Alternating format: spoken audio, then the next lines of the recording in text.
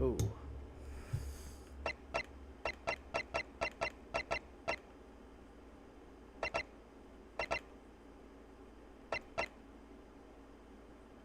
Okay. We are back, everybody. And we're going to continue.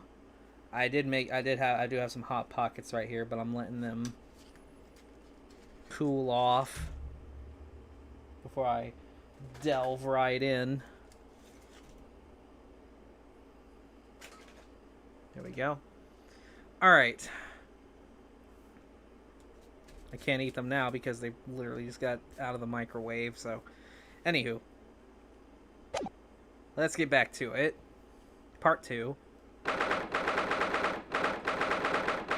January 9th, SS Bureau, first class cabin passageway.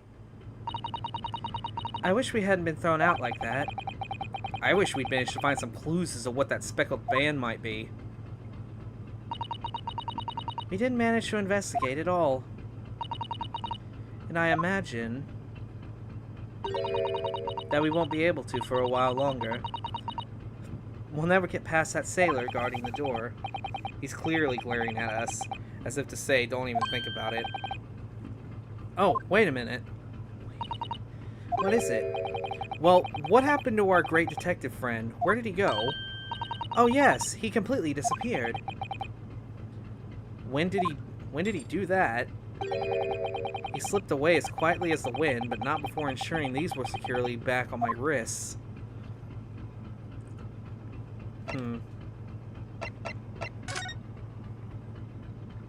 Let's see. You know what? Let me check. Nah, I've already checked that.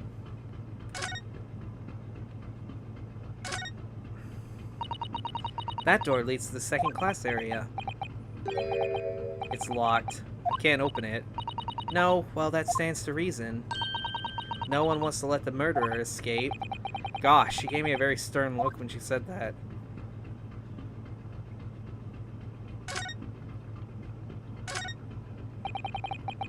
First class cabin number 1. Yes, that's our cabin. Not our cabin, it's Kazuma-sama's. Sorry? Your accommodation is confined to the wardrobe inside the cabin. You know how to make a stowaway feel small, don't you? As small as the wardrobe I've been calling home. Anyway, I wonder if Inspector Hosonaga has managed to uncover any new clues. Yes, we should probably find him and ask.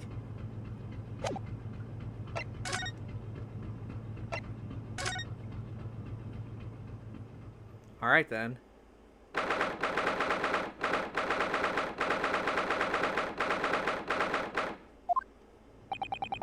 It looks like they're still investigating in here. Yes, on that subject, I wonder if Inspector Hosonaga is unscathed. What do you mean, unscathed? Surely you haven't forgotten, have you, Naruto-san? Don't you remember what he said about allowing you out of this cabin to investigate? He was going to talk to the captain about it, and he said he'd lay his life on the line for you. Oh, yes. But I'm sure he was exaggerating. Let's see what he has to say for himself. He might have some new information for us. You never know.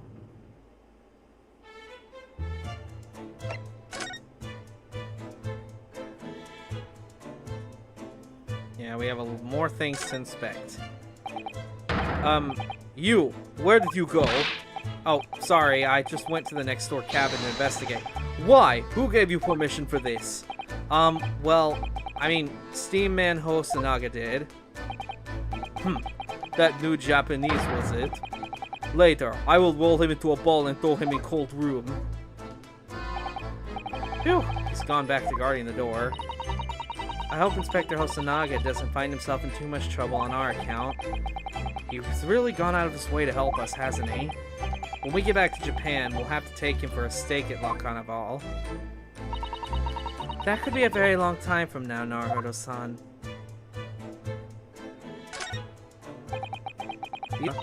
Passengers must not keep weapons or other dangerous objects in their cabins. Pets are also strictly forbidden.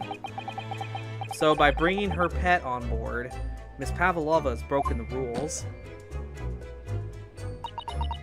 She called it her friend, didn't she? Yes, although we don't know what form this friend takes as of yet. I'm almost certain that whatever it is, it's inside the traveling case in her cabin. A friend. There's more to this than it seems, I think.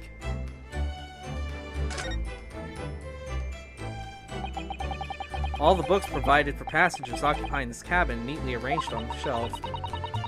So they were all over the place when we first looked around, if you remember. Oh yes, you tidied them up, didn't you? You'll have to look after the ship's property. Unruly behavior in the cabins leads to damage. But it really wasn't me who knocked them over. Well, anyway, I feel much better now that they're neatly lined up. I can't relax when things are untidy.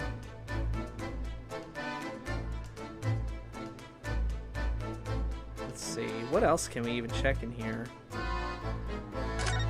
Well, you can check the desk again. This is where Cosmo spent his final moments writing his diary. 1:23 a.m., I can hear a faint whistling sound. 1:35 a.m., what looks to be some sort of speckled band is dangling from the ventilator grill. Looking at his writing here on this page, it's almost impossible to believe that he's gone. Cosmo-sama left us a very valuable clue in these words, I'm sure of it. We have to solve this mystery, Naruto-san. We will.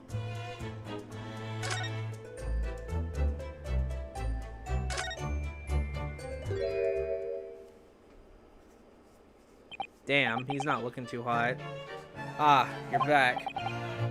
Inspector, what happened to you? Your face is... Please, don't worry about it. They're just scratches. Made by a bear, maybe. When I told the captain I'd given you permission to investigate, he told me he'd pummel me with his fist and then toss me overboard. What? But the pummeling was over in a flash, and he must have decided against throwing me overboard. So it was nothing, really. It looks like he wasn't joking when he said he'd literally lay his life on the line if he had to. Well, thanks to your efforts, we now know a little bit about the neighboring cabin. Yes, so I understand. Oh? I bumped into a man claiming to be the great detective a little while ago. I think his name was something like Herlock Sholmes. I don't think he was a German, though. Ah, that explains it. Shall we compare notes, then? Can we tell you what we found? Yes, let's do it. Actually, I'm gonna go ahead and pause for a second.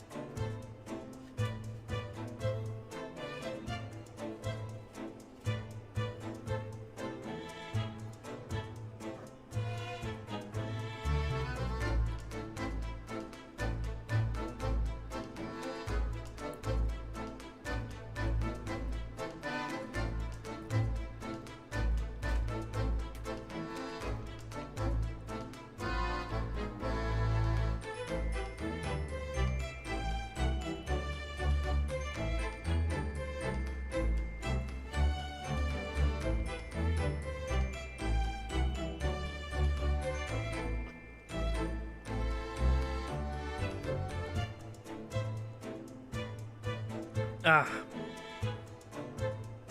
Alright, sorry about that. What? Nikolina Pavlova. She's in the cabin next door? Oh, do you know who she is? Please, what self-respecting ballet fan wouldn't know that graceful angel? Oops, I think I upset him there. Well, that tells us the neighboring cabin is unrelated to the case at least. Oh, how? Because angels don't go around committing crimes, do they? Oops, now I've definitely upset him. Inspector, has your investigation in here proved fruitful? If I'm honest, there's very little more I can do. Our duty is to make sure the scene isn't disturbed, ready to hand over to the Hong Kong police. So I'm just keeping watch here, trying not to take my eyes off the job. Oh, I see. Ah, there is one thing. I do have a small piece of new information for you. Oh, what? Yes, please do tell us, Inspector, please. What's this? What is this new information you have, Inspector? It's this. The Bureau's medical officer has finished his examination of the body. I managed to obtain the report. Oh, Kazuma's post-mortem report? Kazuma-sama.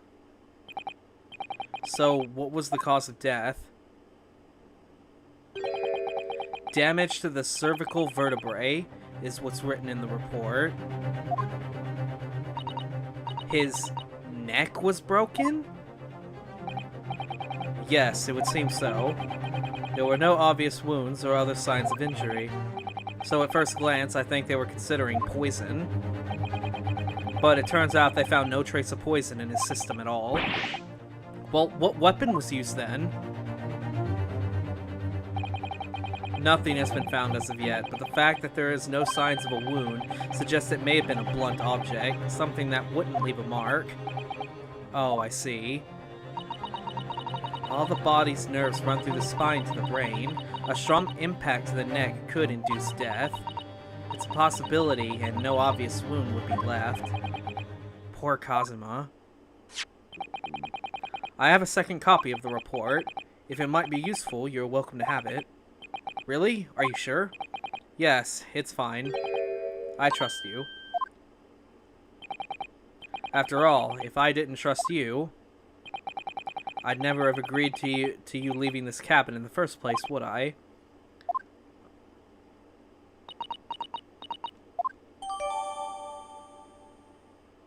There are no traces of external injury or poison. Cause of death was cervical spine injury.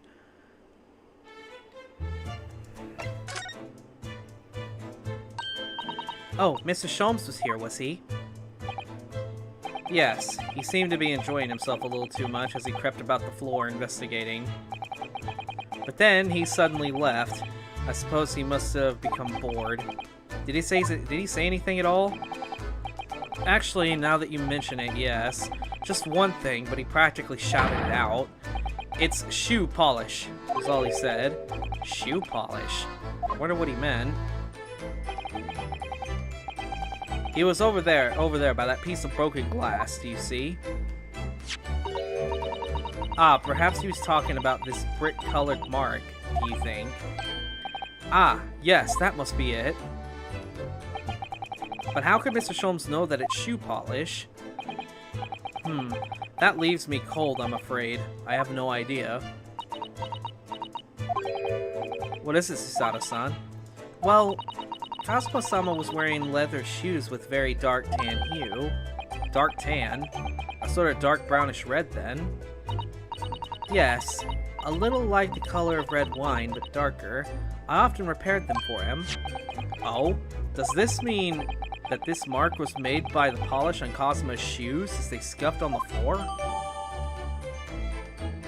Piece of small glass object that looks like a scuff mark made by Kazuma's shoes were found on by the victim's body. So he tripped or something.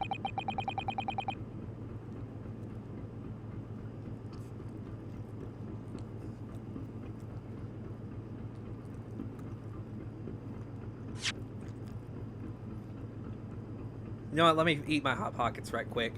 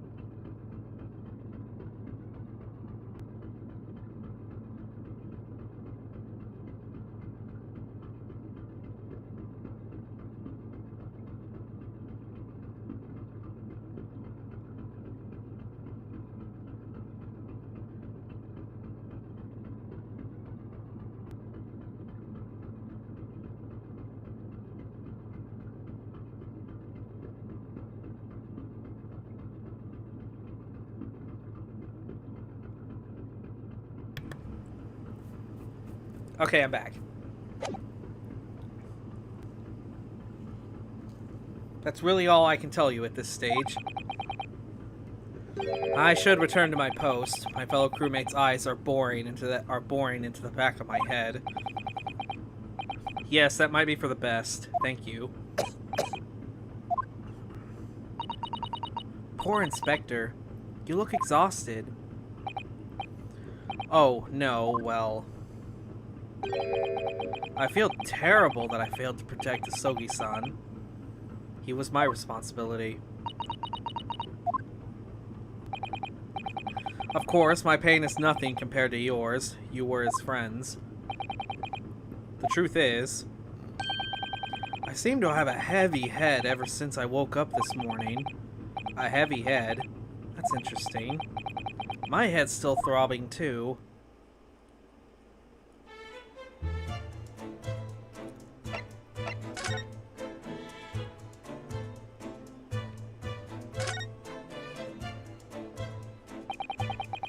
So this ventilator joins to Miss Pavlova's cabin. Yes, that's right. And just a few minutes before he died, Kazuma saw something emerging from it. The Speckled Band, as he described it. If only Miss Pavlova had been able to shed some light on it, but she seemed as baffled as we were. Yes, I wonder if she's telling us everything, though. I'm not sure. I know most people aboard would say the same about me, but there was something about that woman that didn't sit right with me.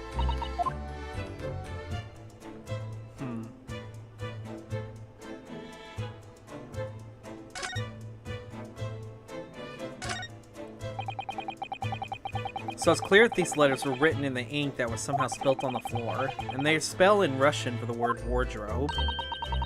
It does seem to be an unambiguous pointer to you, Naruto-san, as you were sleeping in there. But to be truly unambiguous, it should have spelt out my name, wouldn't you think? Well, either way, one fact remains.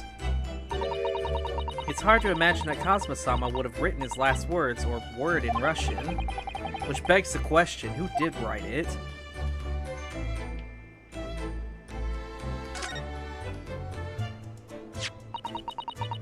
It really is such a beautiful color, this glass. It looks like whatever it was had broken clean in two, but the other half is nowhere to be seen. And then there's the brick-colored mark, which is shoe polish, according to the great detective you seem to know all about.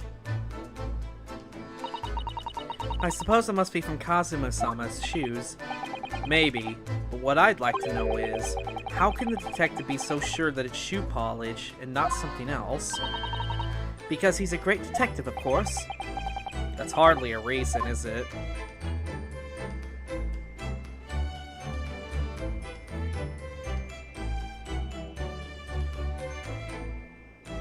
I think we've checked everything here.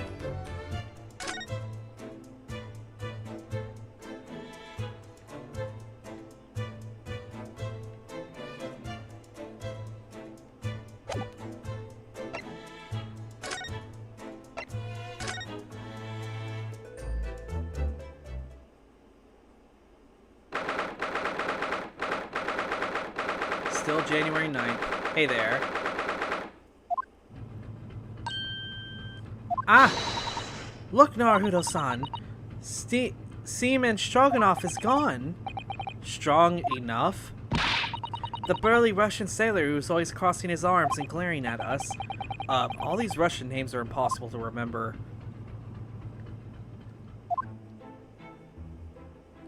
Tra-la-la. Did you hear that? It sounded like someone singing. Tra-la-la-lira-lira-lay. I did it the great detective way. This caroling, I know that lark-like voice. Well, never mind that now. This is a golden opportunity for us.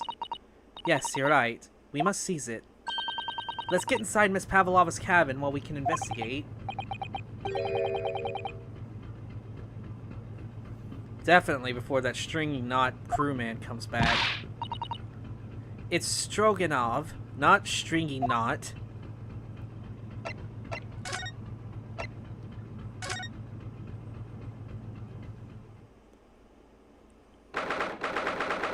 Alright, we're back in her cabin.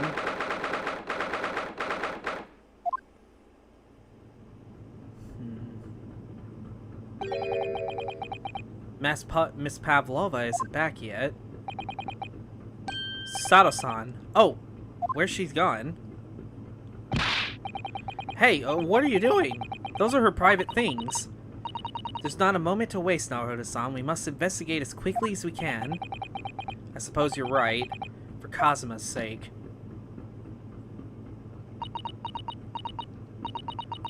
Not just for Kazuma-sama. What do you mean?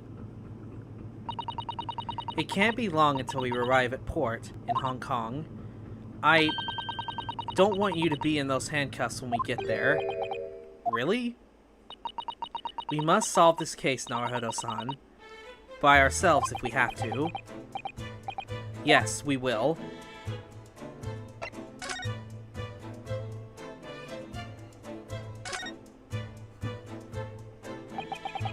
All the books have toppled over together. Look, every single one of them.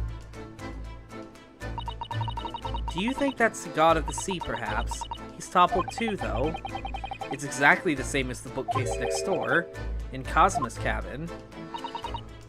Perhaps Miss Pavlova was practicing a difficult ballet pose and fell against the bookcase. I don't know. Would she really be practicing ballet on the same night she ran away from her ballet company? Alright then. It must have been you. You lost your temper and knocked them all over in a fit of rage. Not everything bad that happens on the ship is because of me, you know. Well, anyway, I'll set them all straight again in here, too. I don't like seeing things in disarray.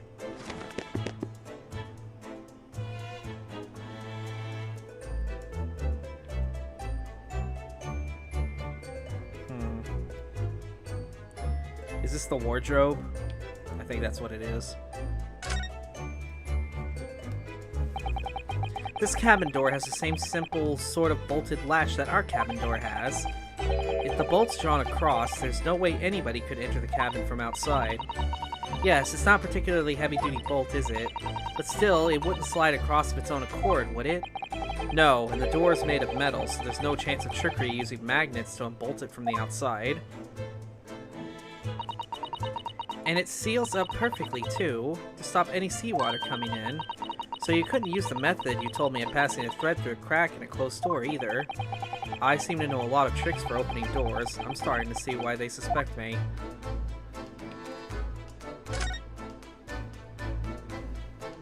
On Earth? I wonder what this little saucer is doing on the floor. Yeah, it doesn't look like it's been dropped. More like it was put there deliberately. Ah, do you think there could be a leak on the roof just above here? What? A leak? Is this ship quite safe? I'm sure that even if there's a little leak on the roof, it doesn't mean the whole ship is going to sink. No, you're right. Of course you're right. She's really trying to persuade herself, isn't she?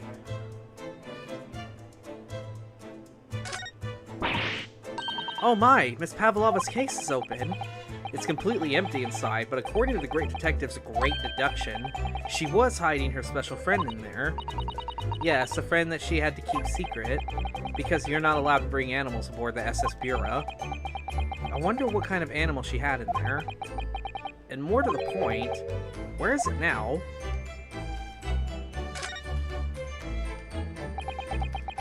There are just a few books on the desk, nothing else by the looks of it. Well, Miss Pavlova only ran away from the ballet last night. She hardly occupied this cabin for any time at all. That's true. I wonder what kind of books she likes to read. Let me see.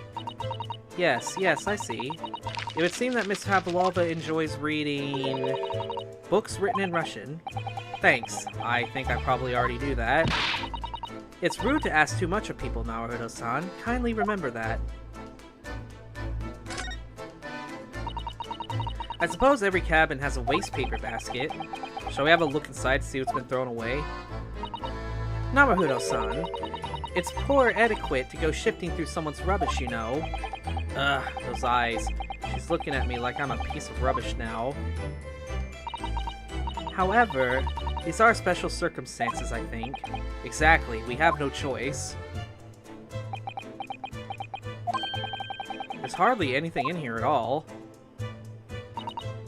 Oh, well, that's a little disappointing.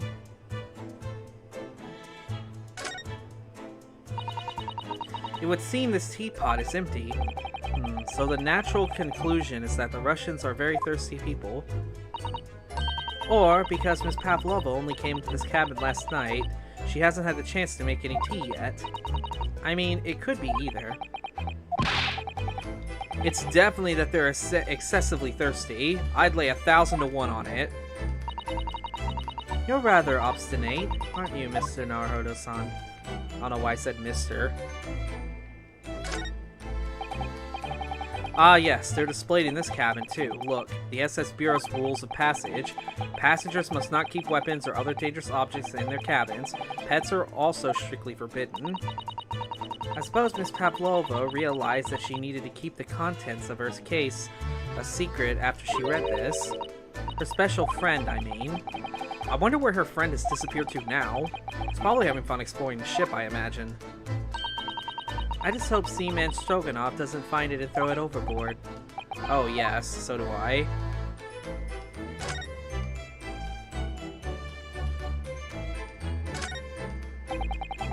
There's one of these next to the bed in Cosmo's cabin, too. Yes, it's a bell cord.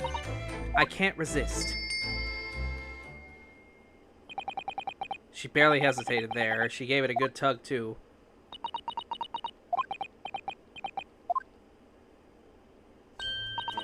No, I didn't actually expect anyone to come. We don't want them to. We're trying to investigate in secret. Naruhodo-san, are you there? Sorry? I'm right here, yes. Why? Oh, good. I thought you might have climbed into the wardrobe when I wasn't looking. There's no place like home. Believe me, I don't have some strange compulsion to jump inside every wardrobe I see, you know. Well, anyway, I'm not sure anyone can fit inside this one. It's full of beautiful outfits. I suppose they're all stage costumes. I was rather hoping we'd find Miss Pavlov's friend hiding in there, but no such luck.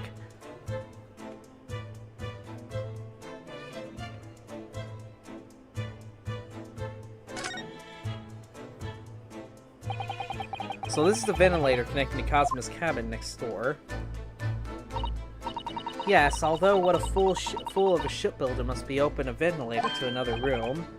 Ah, maybe. It's so if there's a gas leak next door, the occupant of this cabin would notice and raise the alarm. Or the occupants of both cabins would die of gas poisoning. That is a possibility. Anyway, last night Cosmo wrote that he saw a speckled band coming out of this ventilator.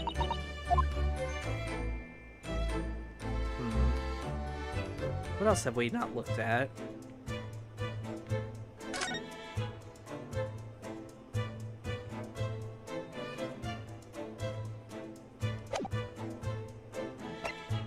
I think we've looked at everything we could.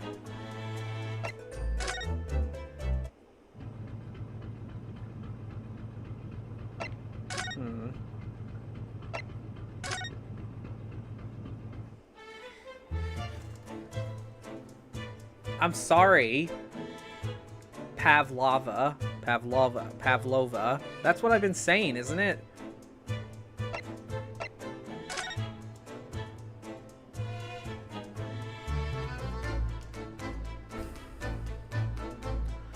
I mean, I feel like I've checked everything.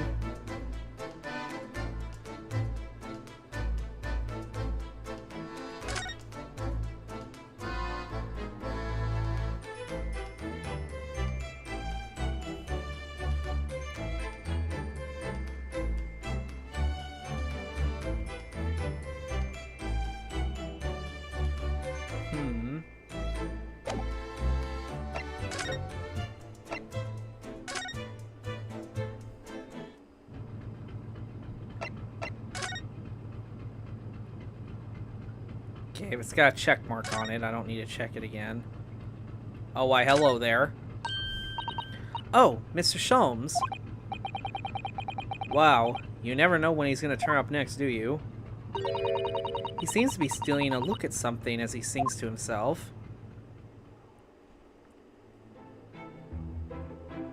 Tra-la-la-la, lira-lay. I did it the great detective way.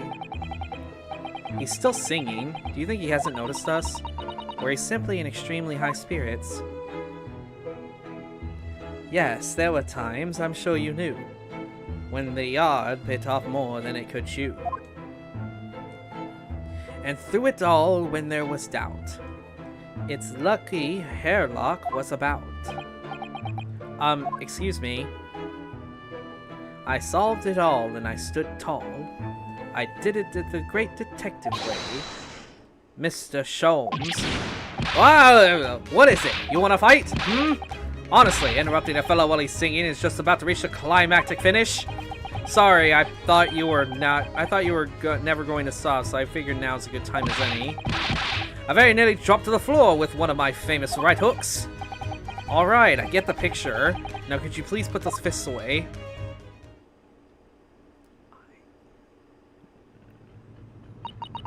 Mr. Sholmes, you seem to be examining something before we interrupted you.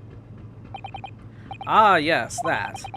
I was immersed in studying the ship's log, as penned by the stockingly built crewman who's usually on guard here. Oh yes, the ship's log. And did you find out anything useful from it? Well, after 2 a.m. this morning, the majority of the entries are blank. Which means there was nothing to report, nothing of note happened, so... Ah! You truly are a student of the land of the rising sun. You've been utterly blinded by it. Sorry? Your logic, my boy. It's inverted. What do you mean, Mr. Sholmes? Observe the other pages, and all shall become clear. It would seem the same crewman oft stands sentry in the first-class passageway, and he has an almost religious practice of recording nothing to report every half hour. Oh, he writes that every 30 minutes? Nothing to report? Precisely, but simply, the same man writes nothing to report when there is just that. And yet, the ship's log from last night is largely blank. He didn't even write nothing to report. Do you mean... Yes, there were circumstances afoot last night, which led to the seaman being absent from his post. What kind of circumstances? What happened? That remains a mystery for now, but we can be sure something significant took place. So significant that it caused the seaman to forget his regular habit of scribbling nothing to report in the log. These are important details. I would stake my life on it. You must log the ship's log in your mental file. A record kept by the crew is signed to the first-class cabin area. There are virtually no entries from 2 a.m. until early this morning. Now that deduction was worthy of the great detective. Ah, you're starting to understand my way, it is. I see. What makes Sholmes, Sholmes, brilliant. Oh, ouch. What is it? Are you hurt? Oh, do not worry yourself. I seem to be afflicted with a throbbing head this morning for some reason. Nothing more.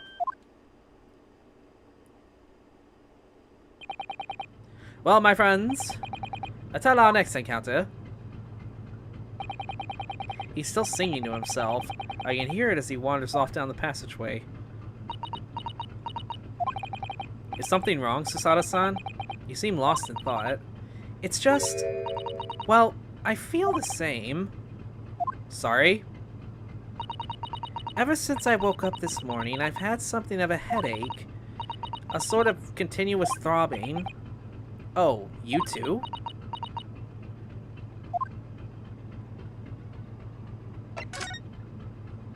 Or maybe I can go... Maybe something else happened in her cabin. Ah! What's that?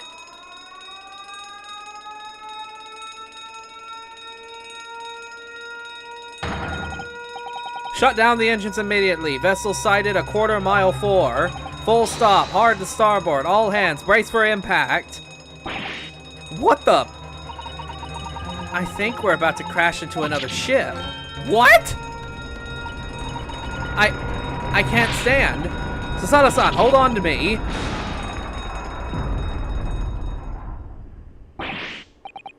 Susato-san, are you alright? Are you injured at all? I think I'm fine. Thank you, Naruhodo-san.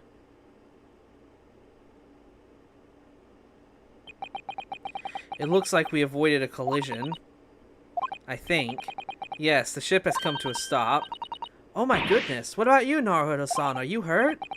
No, I'm fine. Hello? Is anybody in there? Shout if you need assistance. Oh, that sounds like Inspector Hosonaga.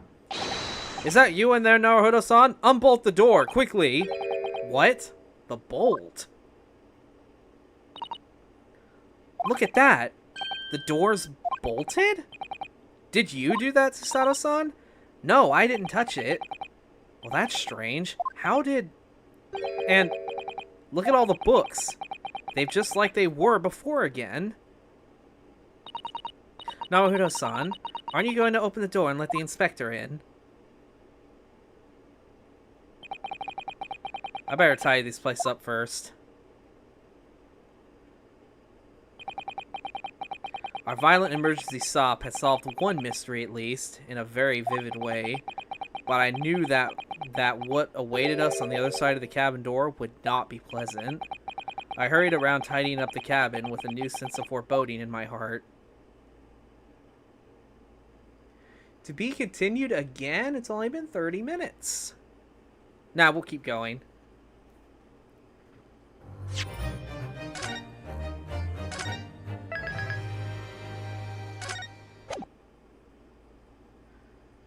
That was a short part, too.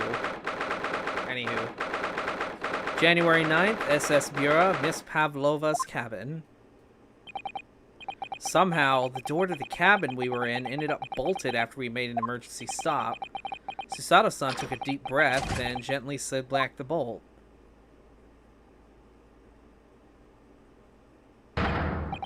You! What are you doing in Miss Pavlova's quarters? Ah, you both look unhurt. Good. Yes, we're fine, thank you. What on earth happened? We heard something about how we were going to collide with another ship. Yes, it appears to have been a false report, though. Oh, how did that happen? There's a dense fog outside, so it's extremely difficult to see. Someone must have thought he saw a ship ahead. This person obviously triggered the alarm, and that's why we made an emergency stop. Everything is chaos. Passengers are screaming. Crews are running everywhere. This first-class area is the only quiet part of the ship at the moment. Oh, I see. Someone triggered the alarm? Does that mean that someone pressed that button outside? Ah! You wicked intruder! Dressed all in black, you are the devil! Sorry, me? I've been called a lot of things before, but devil is a first. You opened my traveling case! How could you? What? No, I didn't touch it! That's right, Miss Pavlova. It was already open when we came into your cabin. Inspector. Yes? Arrest this man. I know he did it. He is a criminal. It is not enough that he has killed a man. Da! He is stowaway as well. If Vixen promises not to steal chicken, do you believe? Take him away. He is a trespasser as well as everything else. Stowing away, trespassing, killing. She is right. You are devil. It doesn't look good, does it? There's a cell below deck. Throw him in. Tomorrow we dock in Hong Kong. Then we give you straight to police. Wait, a cell? Please, Inspector Hosonaga, is there nothing you can do? This is a Russian vessel. I really have no jurisdiction here. After my last effort to appeal to the captain's good nature, I think I'm out of options. This is terrible. This is a real crisis. I've got to find a solution. Immediately.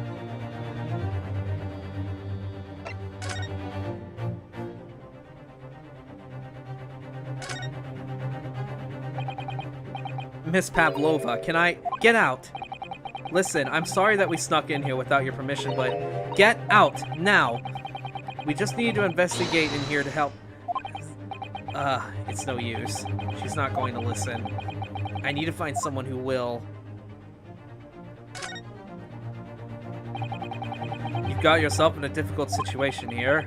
By entering this cabin uninvited, I mean. Sorry, I was just so desperate to find a clue.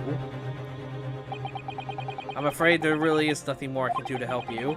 If I push my luck any further, a punch in the face will be the least of my worries.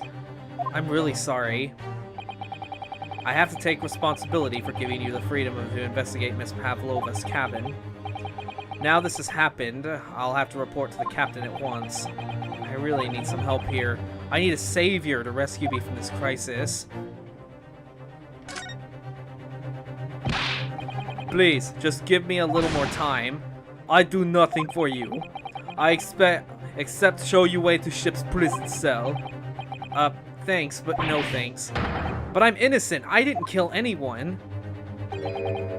And trespassing and stowing away. Well, you know, sometimes life can lead you down some unusual avenues, and well... Enough! You are guilty. Ship's cell is only place fit for you. Come on, there has to be someone. Some savior to rescue me from this crisis.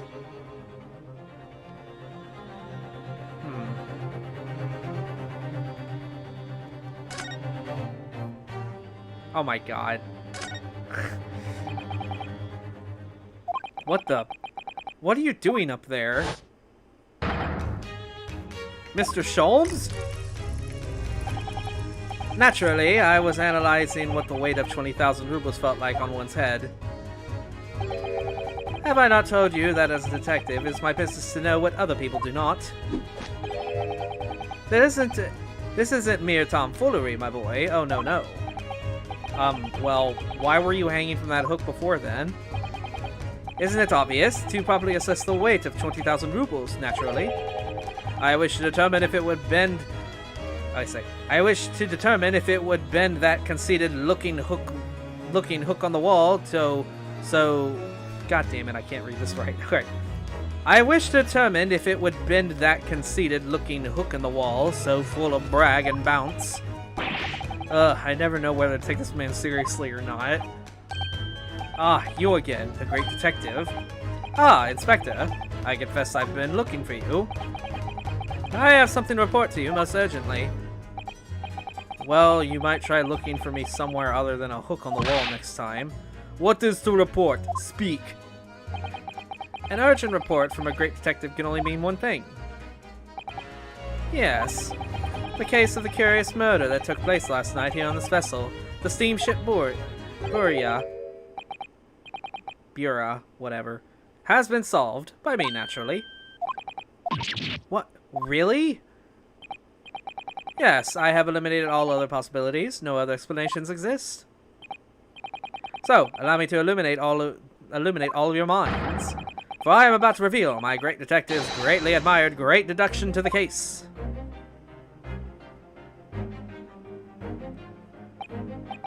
Ha, you have solved it. Even Hedgehog understands this case. We all knew who was responsible for killing student boy this morning. We found criminal in wardrobe. It is this stowaway, and he has handcuffs to prove it. I didn't do it. The trouble is, there doesn't appear to be anyone else who could have killed the victim, because as everyone knows, the cabin door was bolted shut from the inside. That means the culprit must be someone who was inside the cabin. Yes, it's what's called a locked room mystery in detective stories. Ah, locked room! That is point! The room was locked. Well, I can't deny that. There's no way the bolt could have drawn across the outside of the cabin. You are quite mistaken. The cabin next door was not a so-called locked room at all. What? Oh yes, there is another entrance.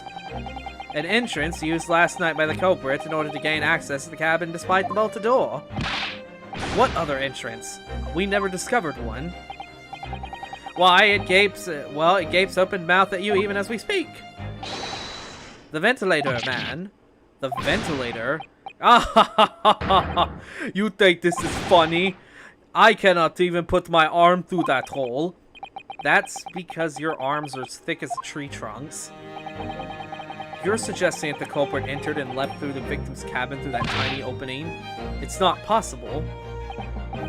Ah, but it is.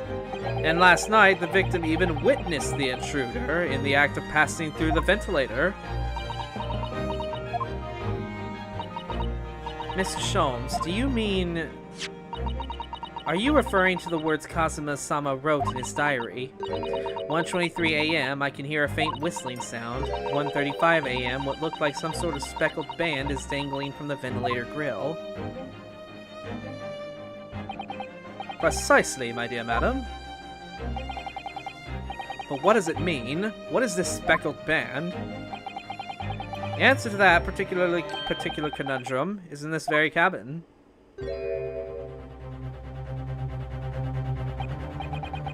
Mr. Sholmes, what are you doing? There's a distinct element of danger, but fear not, I am ready. What I'm about to expose for you all to see will shock you to your cores. Behold! What the...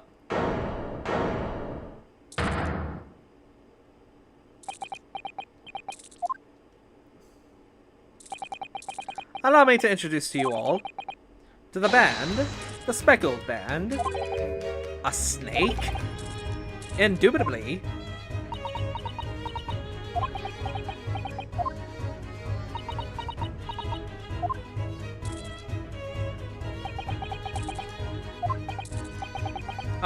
Mr. Sholmes, just one thing. Pray, what troubles you? Well, that snake isn't really speckled, is it? It looks more stripy, wouldn't you say? Hmm? Yes, you're right. I think in this case you'd have called it the striped band, wouldn't you?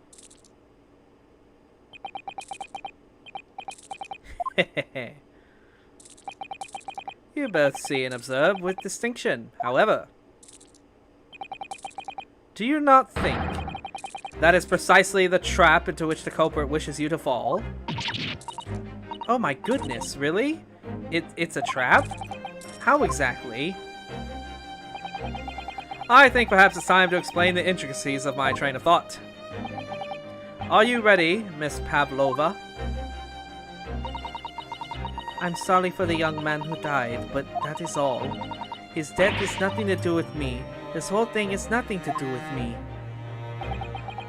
There are two conclusions I have drawn from the facts. Number one, last night, your friend infiltrated the victim's cabin. And number two, that same friend was responsible for the victim losing his life. She turned as white as a bowl of rice again. Sholmes must be right. He hit the nail on the head. This young woman's friend killed Mr. Asogi. It looks like he can't speak with that snake coiled around his head. I would advise as little movement as possible, Seaman. You wouldn't want the fangs of that long friend in your neck. So everyone, let us begin. Sherlock Sholmes is proud to present his logic and reasoning spectacular.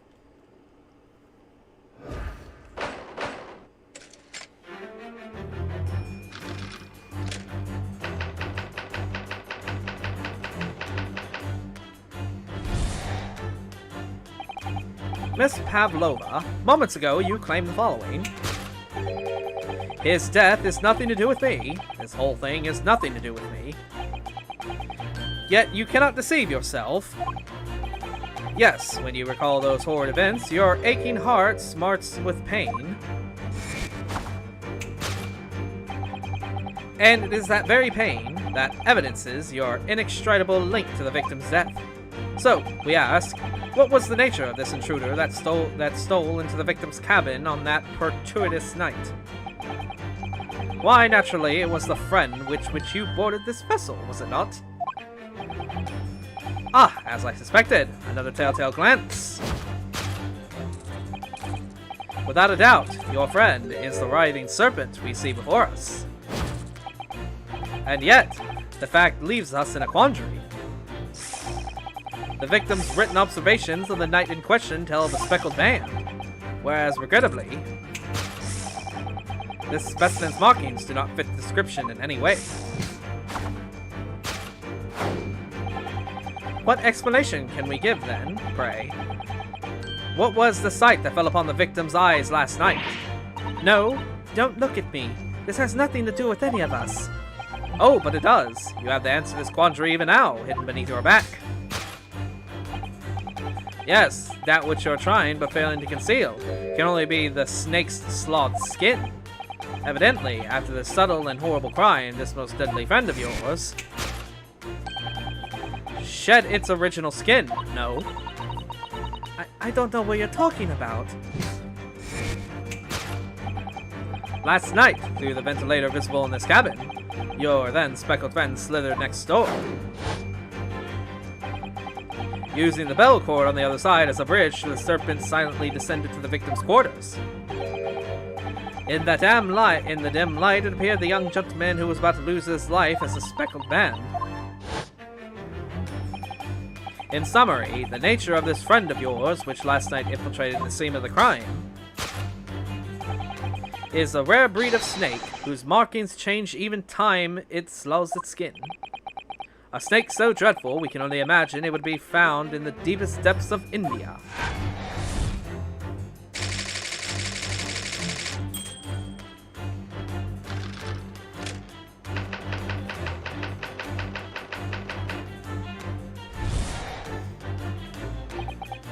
Moving on, we can come to the heart of the matter, the grim demise of the victim.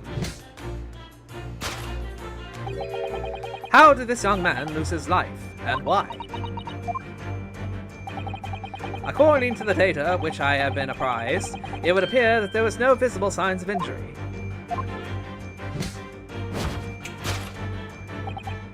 In fact, the circumstances of the victim's death can only be explained by a terrible venom. Now, if we take that as fact, we can reasonably imagine that there were remaining evidence to affirm it to the scene of the crime. Oh no, could there be? Yes, an examination of the deceased's body will prove the cause of death conclusively. The almost but not quite imperceptible puncture wounds left by the venomous fangs will seal the truth. Yes, the vestige of the snake bite delivered by your terrifying friend. This makes no sense. There's no point in feigning ignorance, Miss Pavlova. After the incident, you endeavored to hide everything, didn't you? But now your involuntary glance betrays the hiding place you chose. That's right, you hid the evidence that links you to the victim's death in that traveling case. When we first met in the cabin, it came to my attention that your case moved periodically. Your serpent assassin was relentless inside, no doubt. You don't. It is telling that the victim made note of this low whistling sound that he heard minutes before his end. That was your signal, was it not? The sound that you had used to train your serpent friend. To train? Indeed. You put the serpent through this ventilator and wait. After a period, you summoned it back with a whistle. You couldn't know if the animal had done its duty, so you would listen for signs of life next door. If the victim appeared not had been dispatched, you released the snake once more. Do you deny this snake has undergone such training? It's not true. Having slithered through the ventilator and down to the bell cord, the creature needed only to sink its fangs in once. And its venom would course through the victim's veins, ending his existence forever. That is the true nature of the speckled band that took the poor young man's life. There can be no doubt. My logic is infallible.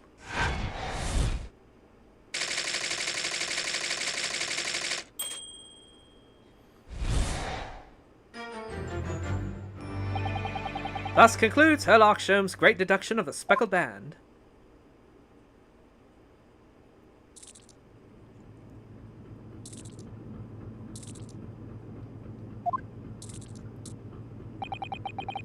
Miss Pavlova has trained her pet snake as a killing machine. There on the floor, you will observe a saucer of milk, the promise of food to keep the key to training any creature. Incredible. You solved the mystery. Amazing. Your great deduction really lives up to its name. I see now why Sherlock Holmes has become such a household name. My dear man, it was nothing remarkable.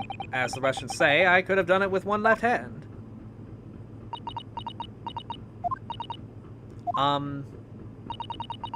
Could I venture an opinion, Mr. Sholmes? But of course, what is on your mind? It's just, about your deductions before, some things don't seem to quite make sense to me. I welcome questions as to my method, and will answer both loudly and proudly. Oh, well, good. First of all, snakes are egg-laying creatures, part of the reptile family.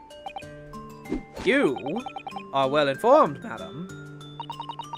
And reptiles, don't drink milk. Ah! It's really only mammals that like to drink milk, you see. So, I'm not sure it would be possible to train a snake using milk as a reward. No matter. No doubt Miss Pavlova used some other treat to encourage her pet to do her bidding. Milk was merely an example. The logic holds. Well, there is something else. Snakes have no ears. Ah. Yes, so I'm not sure if it would be possible to signal a snake by whistling. But madam, what of the tales of Arabia? Have you not heard that snakes that dance to the sound of a flute? I think perhaps the performers play their music in time with the snake's natural movements. Oh, I see. No hands, no feet, no ears. These creatures are so inept that it's to be practically useless. Don't take it out on the snakes, Mr. Sholmes. There is one other thing. You have more? Snakes use the scales on their bellies to propel themselves. So, I'm not really sure that a snake could manage to climb up a flat bell cord like the ones in these cabins.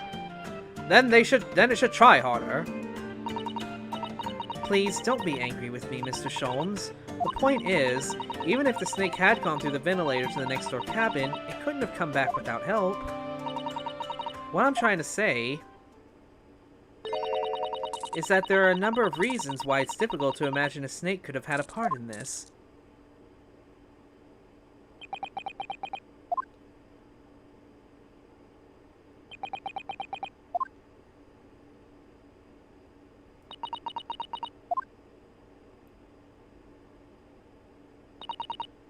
I think we need to step in and help again, Mr. Naruhodo. Oh no, you don't mean... Yes, we need to modify Mr. Sholmes' latest deductions and turn them into the great ones they ought to be. I had a feeling that was coming. Alright, let's give it a try. Just what I was waiting for, Mr. Naruhodo. Yes, right. So, cast your eyes down at your wrists again. What? You've done it again. Your handcuffs are gone. Where did they go? Fear not. I shall see they are restored after our work is done. I really wish you'd leave them off. Now, everyone, let us begin. Sherlock Holmes is a proud...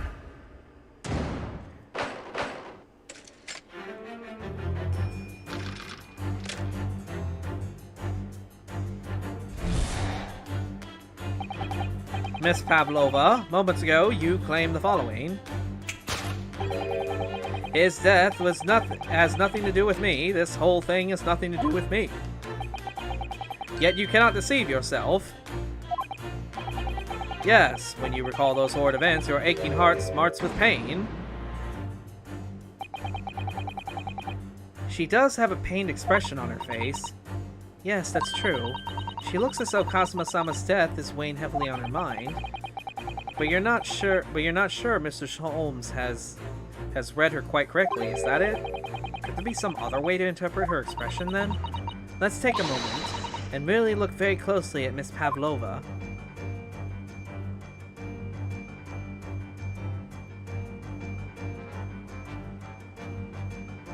Hey now. Yes!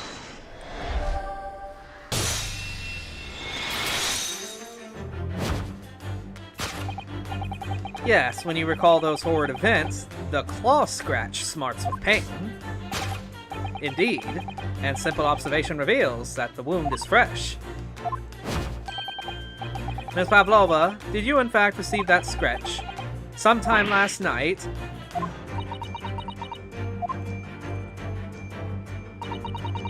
When I think about the young man who died next door, I feel so sad. And when I am sad, the pain from this wound is worse. And is that very pain that evidences your inextricable link to the victim's death? So we ask, what was the nature of this intruder that stole the victim's cabin on that portentous night?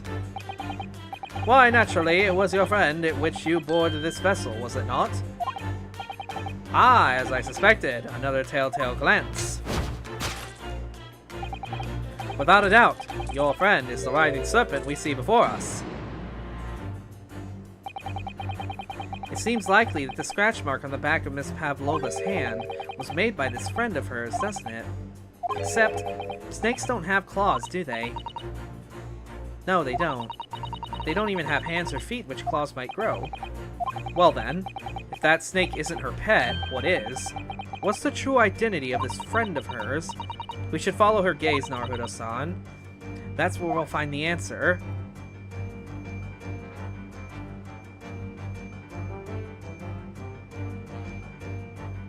Maybe she wasn't looking... Oh, here we go. Yes! Oops. You were looking over this framed photographic print, weren't you, Miss Pavlova? But let's not be distracted by the print itself, I know. It's the frame that's our friend, isn't it? That deduction was wanting in every way. Yes, I was wanting you to hear it. I'm quite proud of it. I find myself wanting never to have heard of it. I'm quite pained in it, by fact. Oh, sorry. I'll try again. Oh.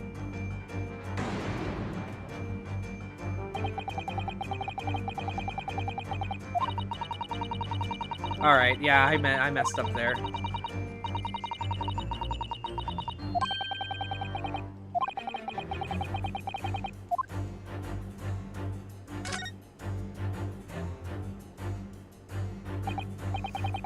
Ah, look at this photograph in this frame. This must be something Miss Pavlova brought with her when she ran away. She's exceptionally beautiful, isn't she? Yes, that's true, but personally, it's that little black creature she's holding to that's caught my eye. Maybe better take a closer look at this. Yes!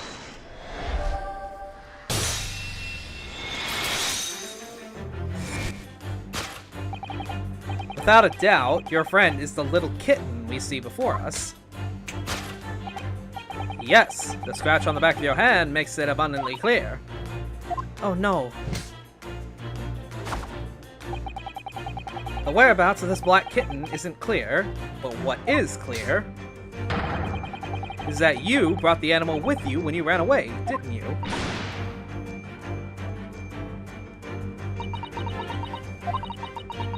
Daka is my best friend. I couldn't leave her behind. Daka would appear to be a Russian blue. And yet, that fact leaves us in a quandary. The victim's writing observations on the night in question tell of a speckled man, whereas, regrettably, this specimen's markings do not fit the description in any way. What explanation can we give then, pray? What was the sight that fell upon the victim's eyes last night? No, don't look at me. This has nothing to do with any of this. Oh, but it does. You have the answer to this quandary even now hidden behind your back. Yes, that which you are trying but failing to conceal is only the snake's slouched skin. Did you see that? She took something out of her pocket and hid it behind her back. If she just left it in her pocket, no one would have ever known. Oh yes, ploys like that are Mr. Sholm's specialty. He seems so cleverly forced her to reveal something. I thought deduction was his specialty, or maybe making me believe that was a ploy too. Anyway, I find it hard to believe that the skin of a snake. In which case, just what is Miss Pavlova hiding behind her back?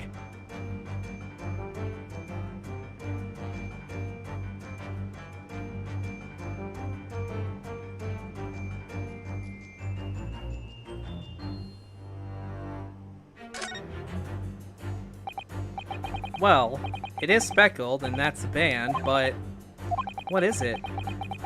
It seems like soft and fluffy, like a long piece of cloth or something. It looks like it has a handle at one end. I think it may be a cat's toy. It's a sort of common in the West, apparently. How is that a toy for cats? Cats like to chase the band around and paw at it. Kittens in particular love that sort of play. You only need to wave it in front of them and they pounce to catch it. That sounds positively adorable. Yes!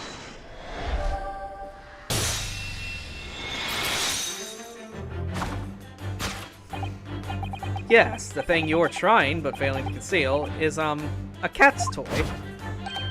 Precisely, and the true nature of the now infamous Speckled band. And it was this toy that you dangled through the ventilator. You waited around, I presume. Naturally, the victim could not fail to notice. But why? For what reason? My dear boy, there can only be one answer to that. After her feline friend disappeared through the ventilator to the neighboring cabin, Miss Pavlova attempted to use the speckled cat's toy to incite the creature to return. Ah. In summary, the nature of this friend of Miss Pavlova's, which last night infiltrated the scene of the crime, is a blithesome Russian blue breed of cat by the name of Darka.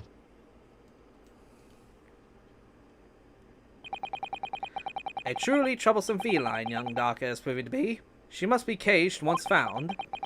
You will forgive us for borrowing the photograph of your pet, Miss Pavlova. Pavlova and Darka photograph. A photograph of Miss Pavlova and her friend, a kitten named Darka. The tiara she would wear on stage can also be seen.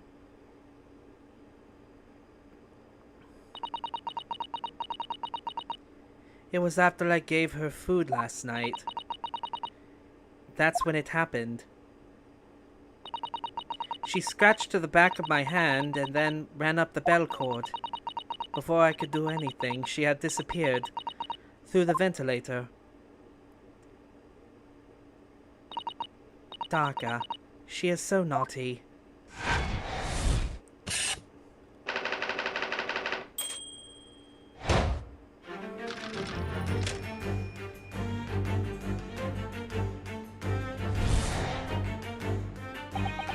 Moving on, we come to the heart of the matter, the grim demise of the victim.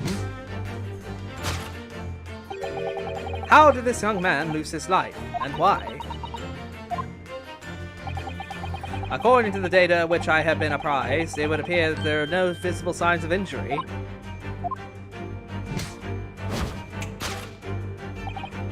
In fact, the circumstances of the victim's death can be explained by a terrible venom. What Mr. Sholmes says is true. There were no signs of a wound anywhere in Kazuma-sama's body. That's right, but Mr. Sholmes seems to be unaware of one very important detail. Kazuma wasn't poisoned. Yes, it would seem so. Let's give him the information he's missing now. There were no traces of external injury or poison. Yes!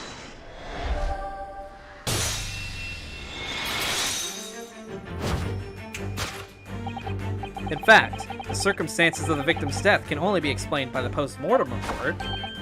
Ah, yes, I knew it was one or the other.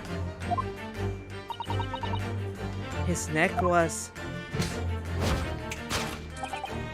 Indeed, the breaking of the cervical vertebrae is fatal. Only that Goliath would be strong enough to survive that. Seaman Stroganoff isn't some immortal freak, you know. The jury is out. Anyway, we have good authority that the victim's neck was broken. Now, if we take that as a fact, we can reasonably imagine that there remains evidence to affirm it at the scene of the crime. Oh no, could there be? Yes, an examination of the deceased's body will prove the cause of death inconclusively. Kazuma died because his neck was broken. In other words, he was probably struck by something or someone. Yes, that's a distinct possibility. As of yet, no weapon has been found, though. Presumably, Darka didn't silently creep up behind Kazuma and deal him a fatal blow. I suppose. It's possible that he had to fall and hit the ground awkwardly. That could have been a terrible act of misfortune if he'd broke his neck completely by accident. Ah yes, a bad fall could explain it. It's rather hard to believe of Kazuma-sama, though. He wasn't a clumsy man. Well, we need to fix this deduction somehow. Is there anything from the scene that could explain what happened? Mark on the floor. A small piece of glass, a small glass object that looks like a scuff mark made by Kazuma's shoes were found by the victim's body. Yes!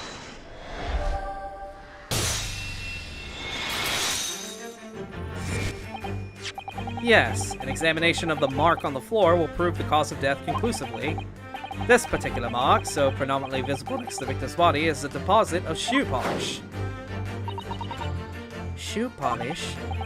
Indeed, positively identified by a little analysis device I constructed, which I can carry now as a matter of course.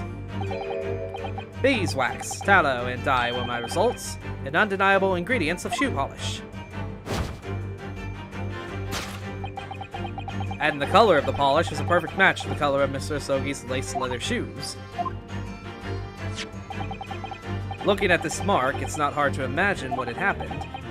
For some reason, Mr. Asogi must have caught his foot at that point on the floor and tripped. Please, no. And by a dreadful turn of misfortune, caught his neck against some immovable object as he fell to the floor.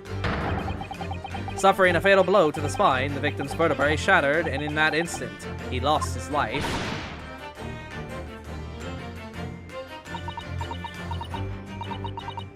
I don't know. I don't know anything about this. Is that really true, Miss Pavlova? What about the evidence left at the scene where Mr. Asogi lost his life? Yes, the facts are as clear as day to me. You did all you could to conceal the incriminating evidence. But now your involuntary glance betrays the hiding place you choose. That's right, you hid the evidence that links you to the victim's death in that traveling case. I don't believe it. Kazuma-sama merely tripped over and now he's no more? It can't be true. I refuse to accept it. I know it's hard to believe, but the mark on the floor does seem to suggest that's what happened. And if this part of Mr. Shulm's deduction is right, Miss Pavlova is trying to hide some evidence that would prove it. Here in this cabin, somewhere in the direction that she just cast her eyes. Where, I wonder? Let's have a good look around. The answer must be here somewhere.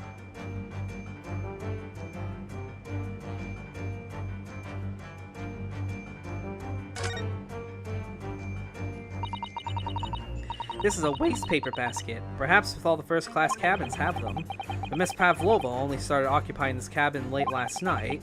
Presumably, there's not much rubbish in there yet. Oh, what's that? It's a broken piece of glass, isn't it? Yes, it is. And it feels like I've seen it somewhere before. If it looks familiar, perhaps it's more to your mind is simply playing tricks on you. Yes!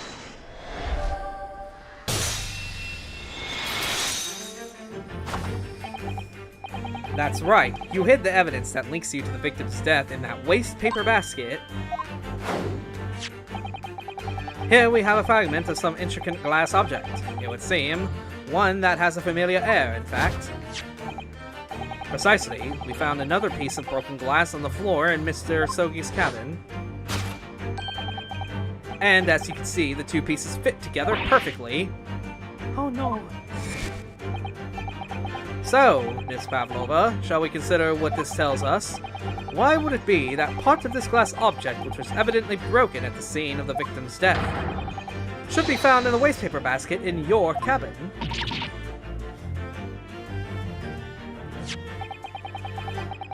You're well acquainted with this glass bell, are you not? I don't know. in that hushed Russian accent of yours won't save you this time, Diego. Why? Because we have conclusive evidence linking you to the bell in question. What? Take it away, Mr. Naruto. Yes. The evidence linking Miss Pavlova and the little glass bell, that would be... Yes! If you look at this photograph, you can clearly see, hanging from Darka's collar, the very glass bell in question. The truth was caught up with you, Miss Pavlova. The young man who lost his life last night did so after a truly inauspicious fall. And the cause of that fateful stumble...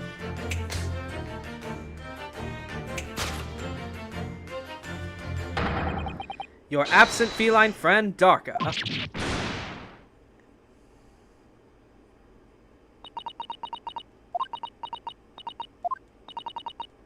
I couldn't tell anyone.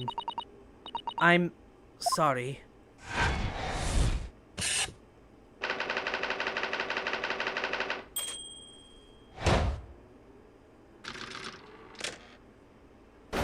Deduction complete. Elementary.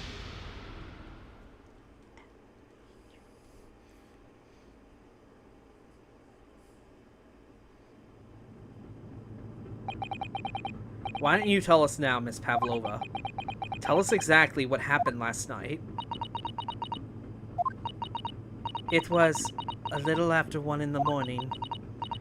It was so late, but I hadn't had time to feed Darka, so I gave her some food. And then, all of a sudden, she scratched me and jumped out of my hands. People do say that cats become very anxious and nervous in new environments. As someone who owns cats, I can attest to this. She was so fast, she disappeared through the ventilator before I could stop her. And that is how you acquired the rather nasty wound on the back of your hand, I take it? Yes. And I had read the, rules on the wall. I knew that I was not allowed Darka with me. Yes, modern science suggests that animals can carry infectious diseases. It's a precaution, really. So I listened and listened, trying to hear if there was some noise in the next cabin.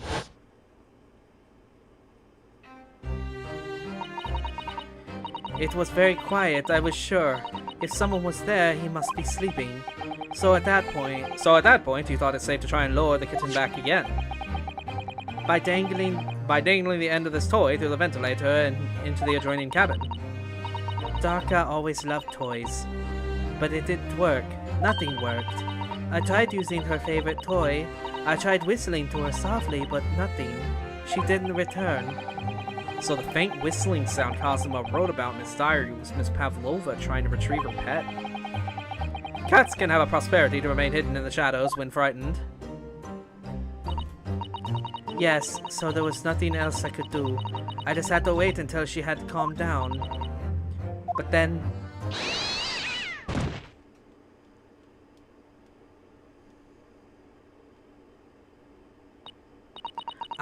I nearly passed out with shock. I heard her cry out and then... Oh, it was such a dreadful bang. Then afterwards, nothing. It was totally silent. Kazuma was...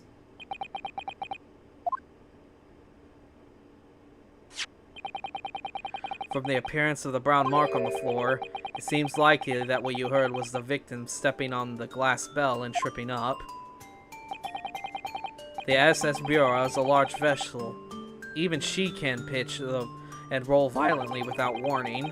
If Mr. Asogi was already off balance as a result of the ship lurching when the kitten got under his feet, the combination of unfortunate factors could have caused him to fall over. But what became of our kitten afterwards? In the end, I managed to get her to come back through the ventilator. Yet Darka is nowhere to be seen. I must have forgotten to lock my case, and now she's disappeared again. Gracious, that cat is as insufferably restless as I am. Well, he knows something about himself at least. When I woke this morning, I heard a young man in the cabin next to mine had died, but I couldn't bring myself to tell anyone what had happened. I was too scared. Scared that they would send me back. Oh, hold on a minute. What about the snake? You're right, where is it? If the snake isn't your friend, Miss Pavlova, then whose is it and where did it come from? What on earth is such a dangerous creature doing on board this ship? Oh, I didn't say. Snake is my friend. His name is Piroshokov. I can't fucking say it. Pirosko.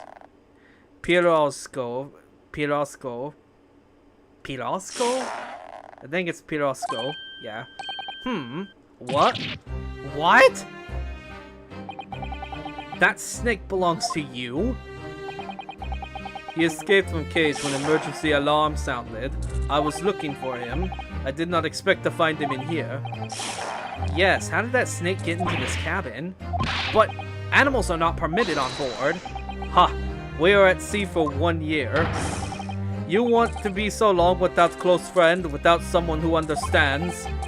Couldn't you find someone a little more human who understands you better? But my dear burly fellow, a gargantuan venomous snake, surely you can appreciate the danger you're putting everyone in. No venom. Perisco does not have venom. He is harmless, very long but very gentle. He is adorable like Granny. It's venomless. Yes, now he is hungry, so he is in bad mood. But once I feed him, you will see big smile. And you feed him what? Milk, I suppose? Ha! Like they say they milk chickens. Ridiculous. Snakes that drink milk are only in stupid stories. Pirchko eats mouses. Big fat round mouses. Ah, oh, so is that what the mousetrap in the passageway out there is for? Of course. How else could I catch my friend's favorite food? Nothing says top of the food chain like the look in their eyes right now. It refuses to drink milk. It can't hear a whistle, it can't climb up a bell cord, and it's not even venomous. How the deuce did something so inept land a starring role? It's not my fault. I did not make up stories. My Pirosco has nothing to do with this incident. So that's what happened. That's the truth behind my best friend's tragic death.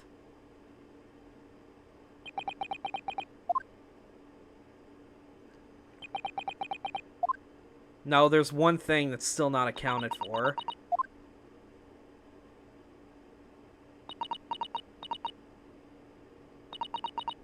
Miss Pavlova. I understand the difficult situation you found yourself in, and I do sympathize. But please remember this. A young man lost his life. If you're going to attempt to cover up your guilt with lies, then no matter what the circumstances, I cannot forgive you. But what are you talking about, Miss Mikatova? What lies? Miss Pavlova just confessed everything.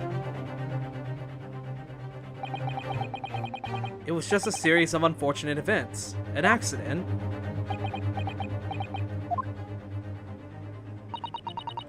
I am no great detective like Mr. Sholmes. I don't have a gift for knowing the truth. But even I could see that was not the truth. Don't you agree, Mr. Naruto? Oh, okay, see you later. To be perfectly honest, yes. There's a discrepancy in Miss Pavlova's story. I'm sure of it. I just can't quite put my finger on it.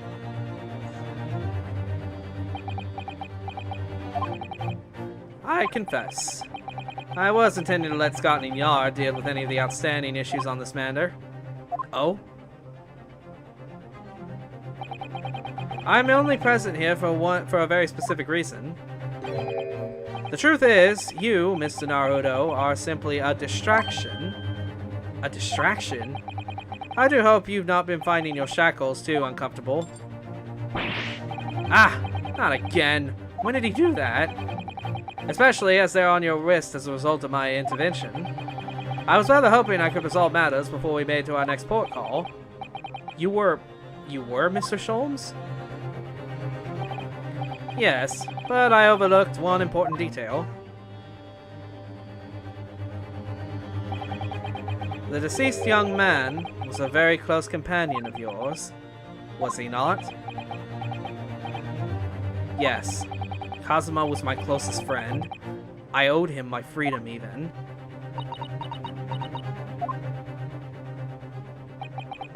In that case, we must follow this to its conclusion.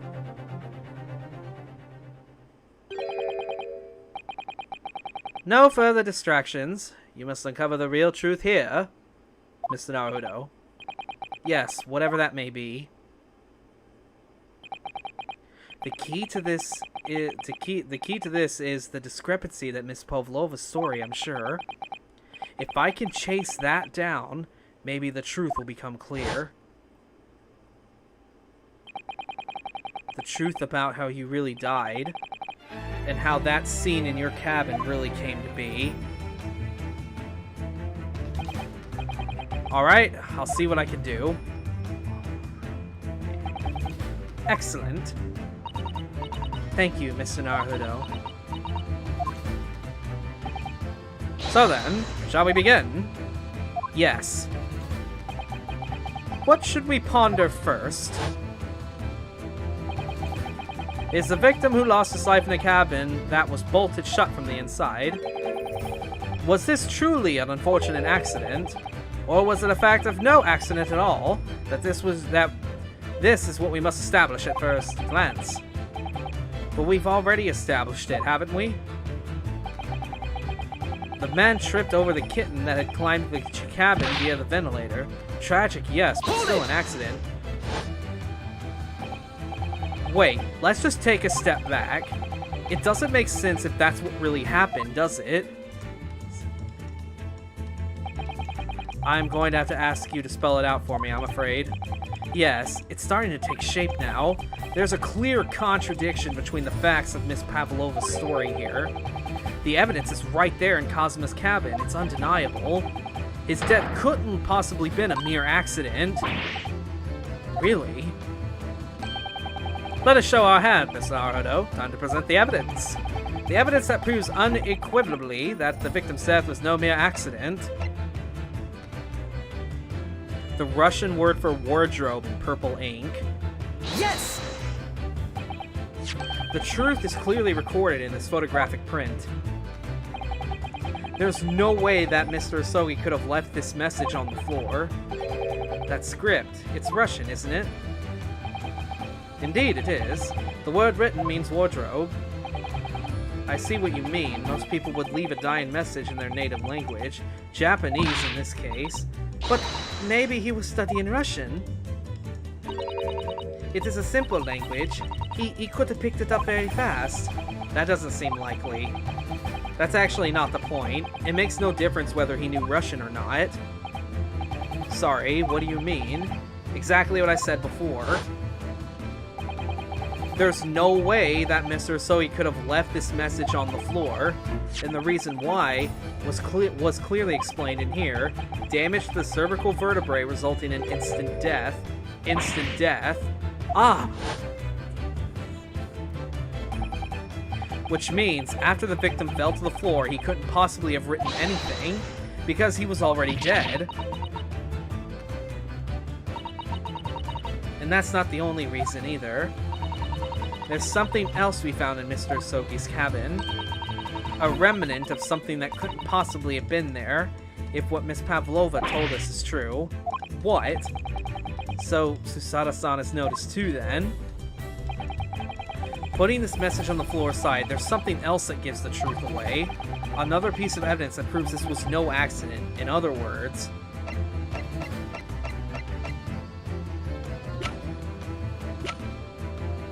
mark on the floor. Yes!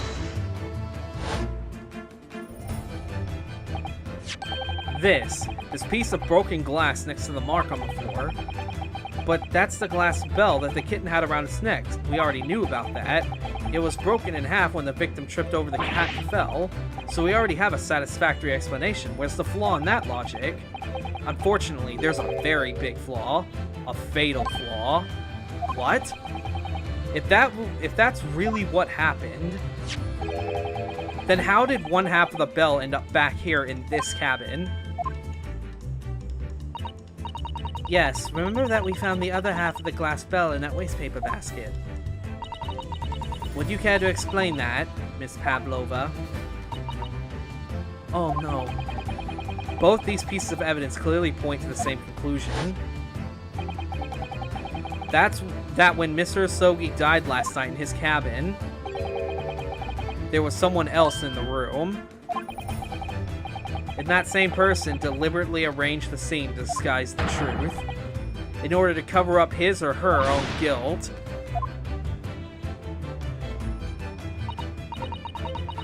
Yes, there was someone else present in Mr. Asogi's... You're wasting time. Someone else was there? Duh, of course, we know this. What are you talking about? Bulkhead was bolted shut from inside. There's no way in or out. Oh, yes. The only other person in the cabin when young student died was you. It's true, I was in the cabin when it happened. You were shut inside the cabin wardrobe, to be precise about the details. But I don't know Russian, and there's no way I would have left that message. Not would have, there's no way you could have left that message, to be precise about the details. Would you mind? Ah, forgive me, my dear fellow. As I was saying, the person in question wrote the word wardrobe in Russian on the floor in the attempt to incriminate me for the crime, even though I had been asleep in there the entire time. And then, the same person picked up the broken glass bell that had fallen on the floor, for fear of it becoming evidence that it would show how Mr. Asogi really died. But why wouldn't this person have taken all the pieces of the bell anyway? Leaving half behind was always going to raise questions. Well, yes, it was past 1 o'clock in the early hours of the morning. The cabin would have been quite dark. The single small lamp suspended from the ceiling would barely have cast any light on the floor there. Little wonder then that the culprit failed to notice a figment of a tiny item. You all suspect me, don't you?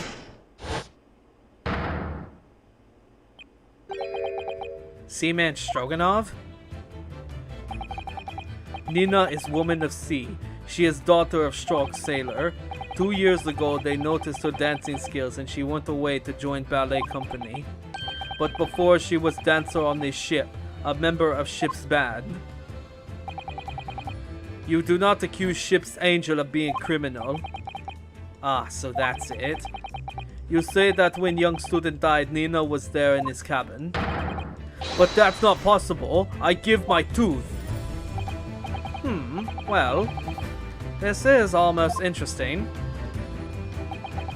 And why would you give your tooth, pray? How can you be so sure? You are a great detective, you should know. Look truth in eyes, cabin bulkhead was bolted shut from inside. No one could go in the cabin, not Nina, not anyone. Or would you not tell me that killer can walk through locked doors? Net, it's impossible. He's right. But wait, I've read about this in detective stories. People often tie thread around door latches so they can open and close them from the outside. Thread? Are you stupid? These bulkheads are not barn doors. Certainly not. These are watertight doors, as one would expect to find out in any modern steamship. Constructed of heavy steel, with not a gap in sight, no threads or needles or magnets could have been used. No, of course not. I thought so too. But Mr. Naruhodo suggested it earlier, so... Susato-san, how could you shift it onto me like that? So Seaman Stroganoff has a valid point. The cabin door couldn't have been bolted shut from the outside. Not necessarily. What?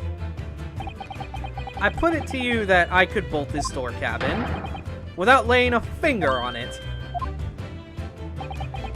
And in this very cabin, we can see the traces of the method I have in mind having been used before. I don't believe it. Well, Mr. Naruhodo, I believe you know what I mean, don't you? A way to shut the bolt in the cabin door from the outside? One way does spring to mind, yes.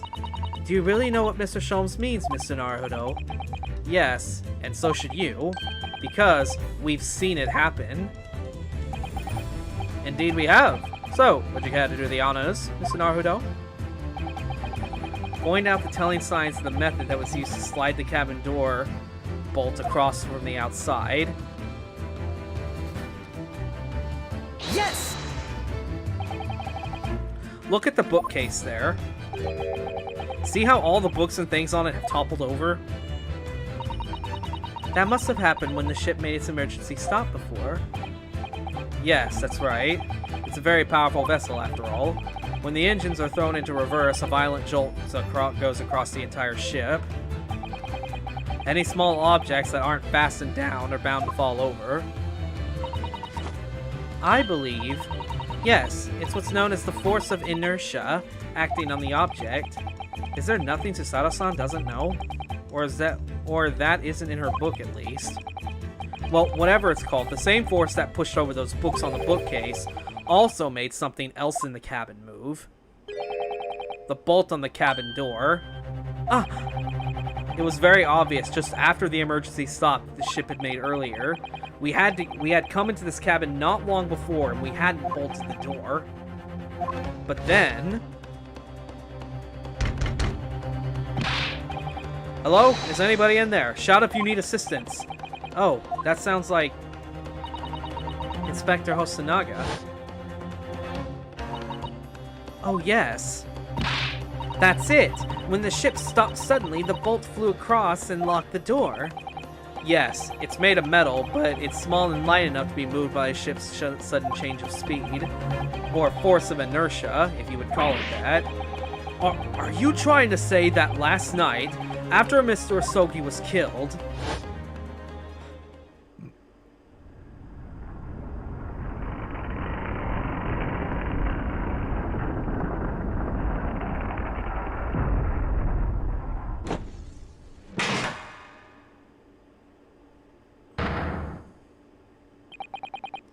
The SS Bureau made another emergency stop?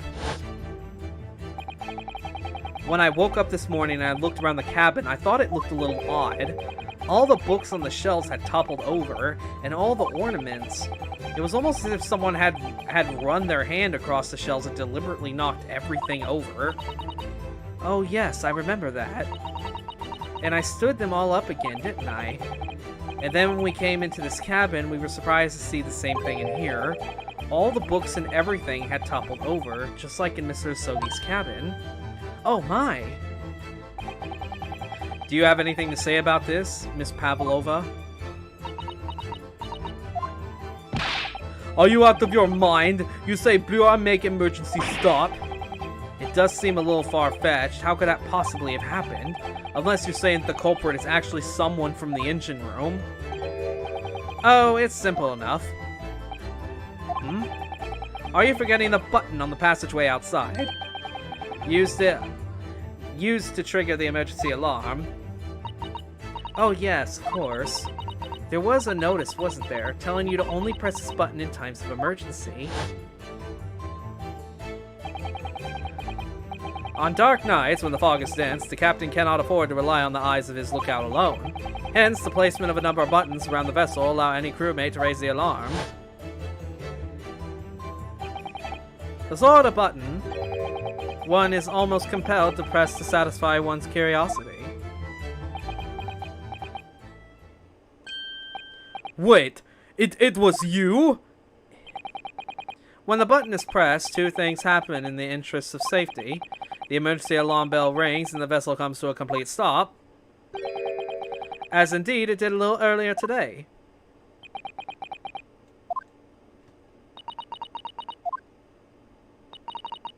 Mr. Sholmes, surely it wasn't you who...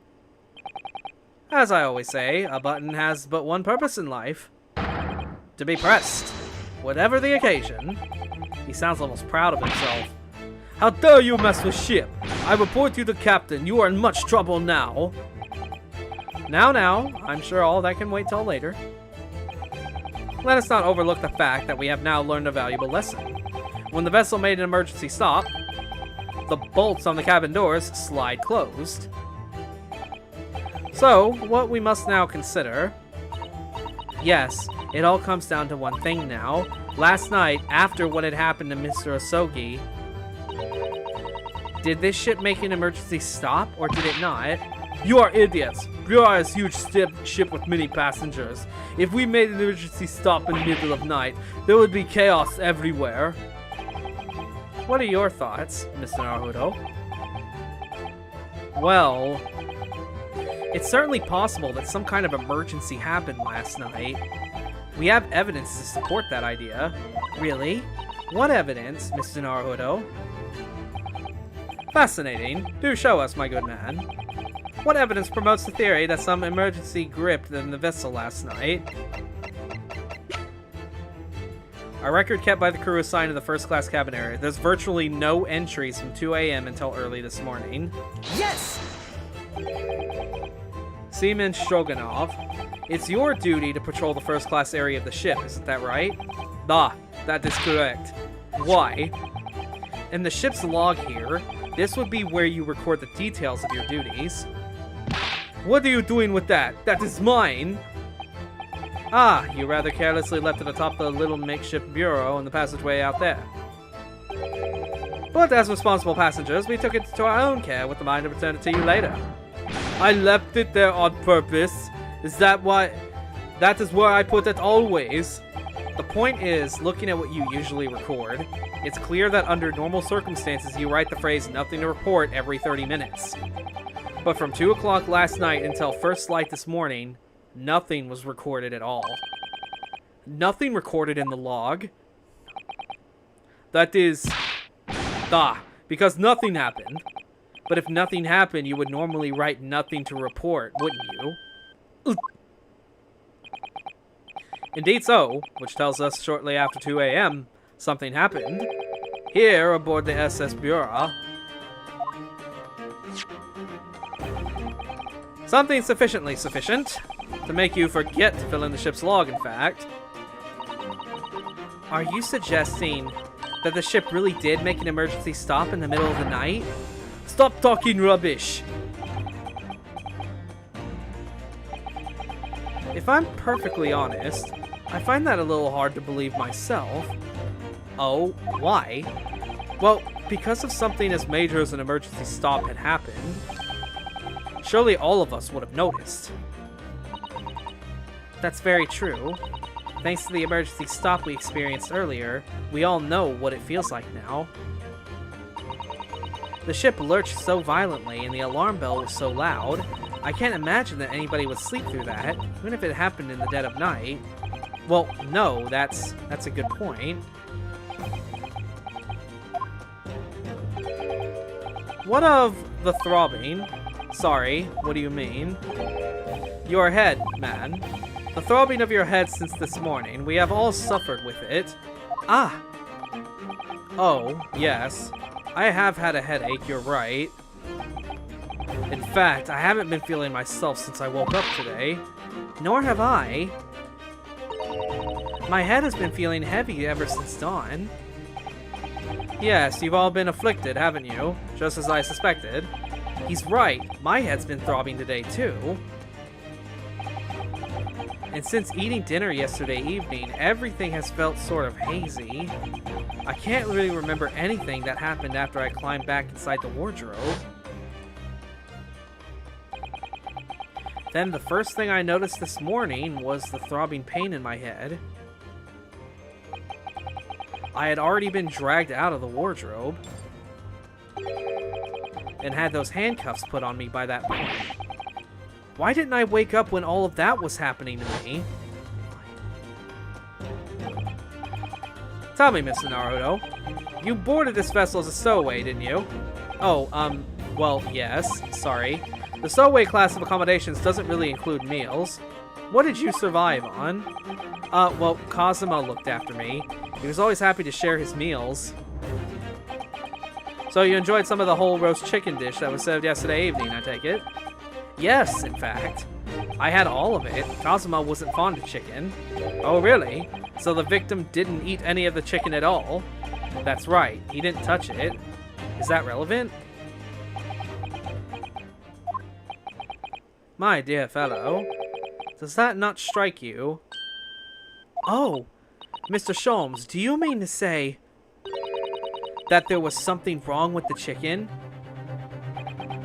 I do. No? Really? Is that really true? The meal prepared for the passengers last night had been tampered with. Tampered with by the addition of a sporific design to induce sleep of a very deep slumber to those who consumed it.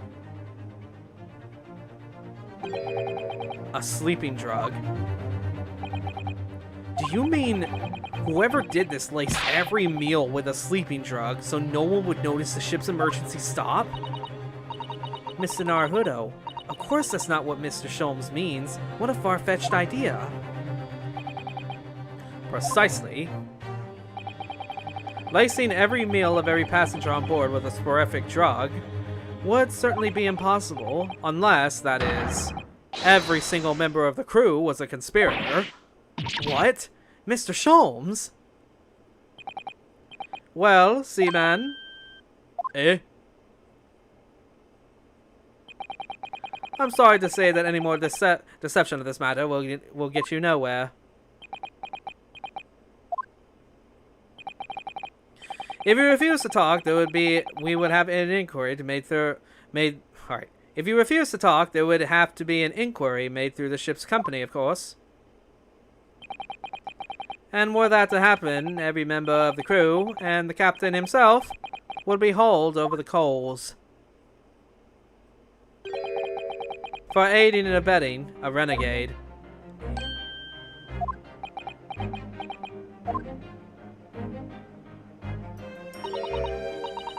Please, no more. I will tell everything. Eh?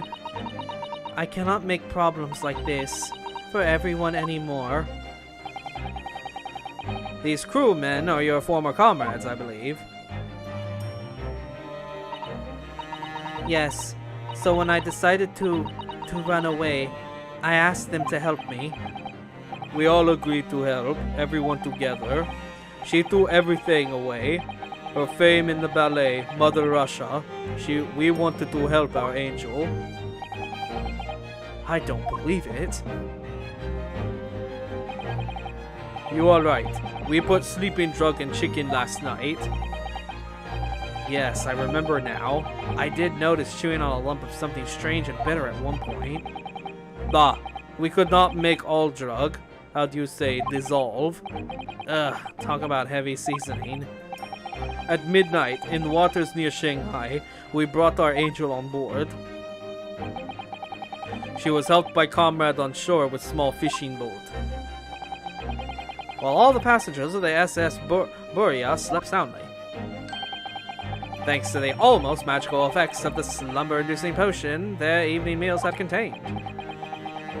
So, if that's what happened, the only people awake on the ship last night were the crew, people who disliked chicken, and the newly boarded passenger, Miss Pavlova. And that means it would have been possible for you. You could have used the emergency stop trick to lock Cosimo's cabin door. But how does that make sense? Surely every cabin door would have ended up locked in that case, and there would have even been a complete chaos. Oh, I wouldn't say so. What? Ah, of course. Just like us, all the other passengers would have eaten their evening meal of chicken in their cabins, after which they would have been overwhelmed by tiredness because of the sleeping drug. Quite. And accordingly, all passengers were already in their cabins for the night. Yes. The overwhelming majority of passengers would habitually sleep in their cabins, doors bolted anyway, So not one of them would have found it remarkable to find the door locked in the morning. In summary, in order to fasten the bolts of a single cabin door on the ship, the culprit brought the entire vessel to an emergency stop in the early hours of the morning.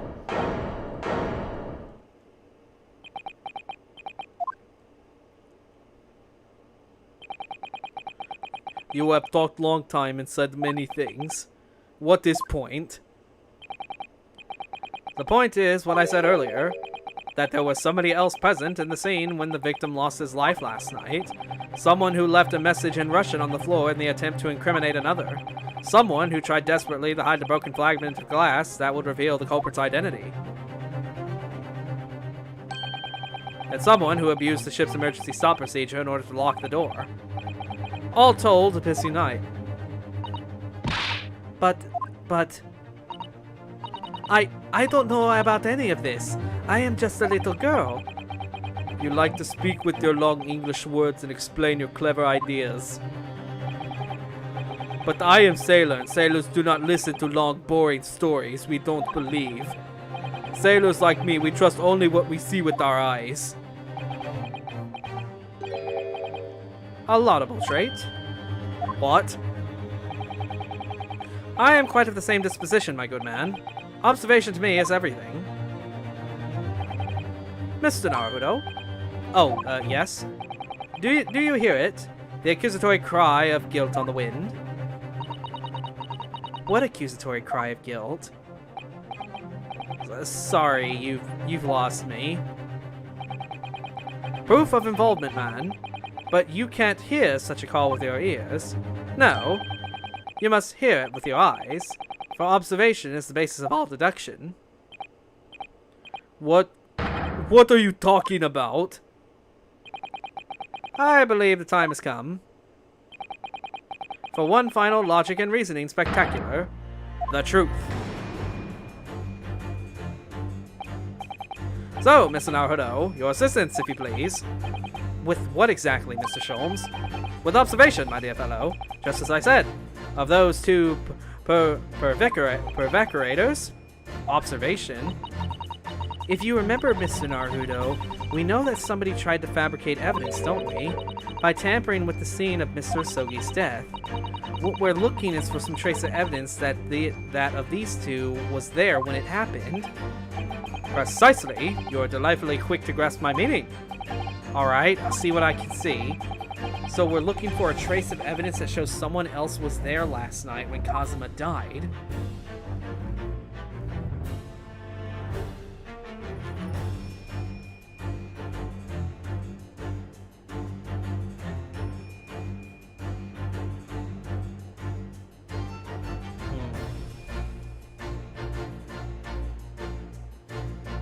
Oh my god. Yes!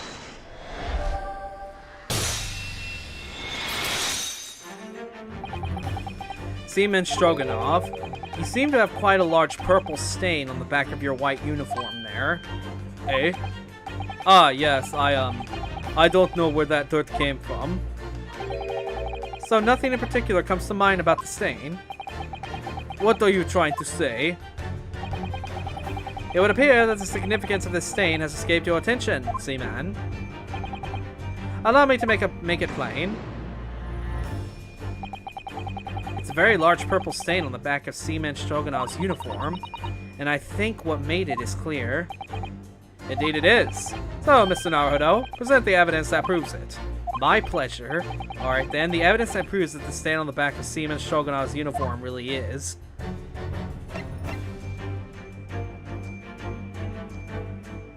Yes!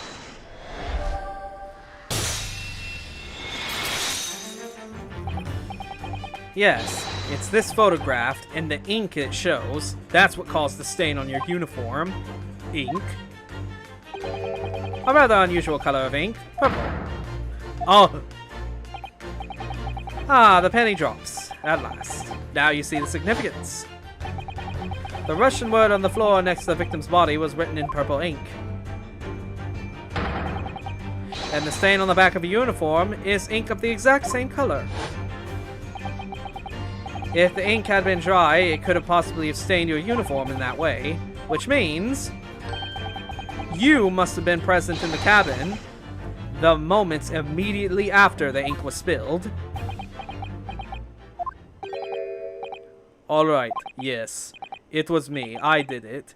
Everything.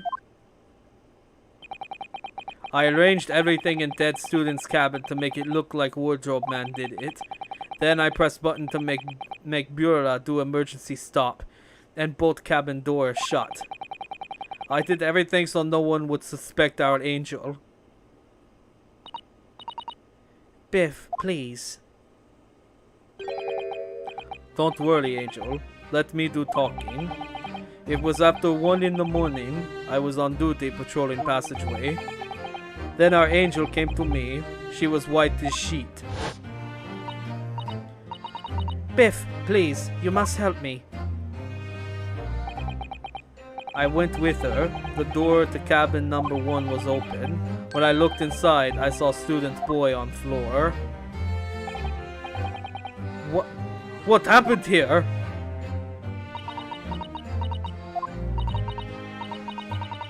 Please, don't tell anyone. My little one, my little furry friend. Everything that happened in the cabin is like Angel told you. The kitten escaped through the ventilator through Mr. Asogi's cabin. Then he tripped over it and broke his neck when he fell to the floor. Yes, that is right. So, after the incident when the cat ran away, Miss Pavlova then visited the cabin next to hers. Only to find its occupant lying lifeless on the floor. She said she was worried when she heard sound of something falling on floor. That's when she went to look. No, Angel?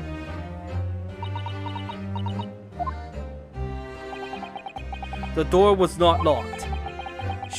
So she opened to look, and you already know what happened after. There's just one thing, if you wouldn't mind.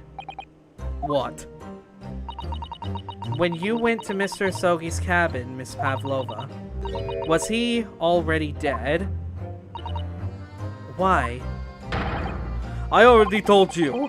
When Nina opened door to this cabin, I was asking Miss Pavlova. Well, Miss Pavlova?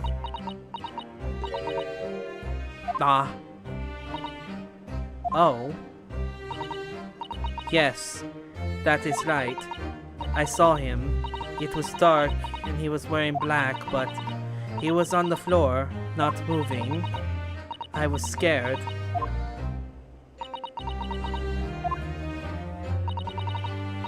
I understand, and I believe you. So is that finally it now? Have we discovered the real truth about Kazuma's death at last? Ah, something very nearly slipped my mind. Oh, Mr. Sholmes. This photograph. Yes, I took it myself, you know. The cause of death was a broken neck, therefore the victim died instantly. And the unfortunate incident that perpetrated these events, a kitten in which the victim stumbled. However, if those are the facts, there's one particular area of this photograph that seemed to me somewhat unusual. What do you mean, unnatural? What are your thoughts on the matter, Mr. Naruto? Oh, well... If Kazuma tripped and fell, then by some terrible stroke of bad luck broke his neck, which part of this photograph print seems unnatural?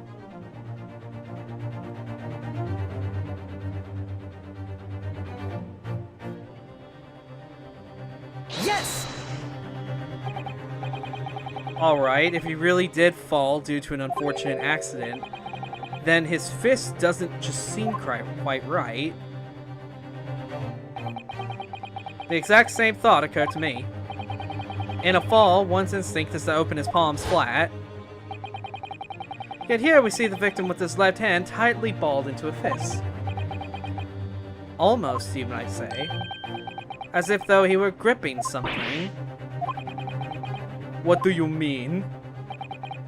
Simply that I took the liberty of investigating the victim's fist a short while ago. You did? And what, pray, do you imagine I found there, my dear fellow? Mr. Sholmes, show us, please. Right, of course, my dear madam. Would I keep you in suspense? This is what I found. Oh, a crescent moon with a little gemstone in the middle. Yes, you're right. A crescent moon. It's very pretty, but what does it tell us? It tells us nothing. I'm not so sure. That crescent moon looks... It looks familiar somehow. I'm sure I've seen it somewhere before. Observation, Mr. Naruhodo. That is the key. What? The truth is now tantalizingly close. How did that crescent moon come to be in Kazuma's clutched fist? This is the final clue, and the last piece of the puzzle. Ask yourself, what does this little crescent moon mean? What significance has it? And observe. Find the answer with your own eyes.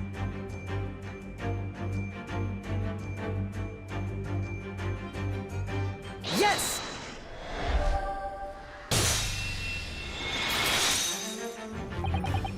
Miss Pavlova, I noticed that on your ear. Even though you have a metal earring, the decorative part of it seems to be missing. The little link holding it must have broken, I suppose. What? But looking at your other ear, I noticed a crescent moon. Ah! I don't believe it! Now, the missing crescent moon was found in the victim's clenched fist. Clearly, there was one other logical conclusion. Wouldn't you agree, Miss Naruhodo? Yes. Miss Pavlova, Mr. Osogi must have grasped that crescent moon and pulled it from your ear, perhaps just moments before he fell to the floor. In other words, last night in Mr. Osogi's cabin, you witnessed the moment the victim fell with your own eyes. In fact, you were quite literally at arm's length from him. But then the question is, why did Mr. Osogi do that? Why did he pull your earring from your ear and hold it in his clenched fist during his final moments? Oh no. Angel. No one can protect you now. Please, Miss Pavlova, tell us the truth. Last night, what did you do to Kazuma?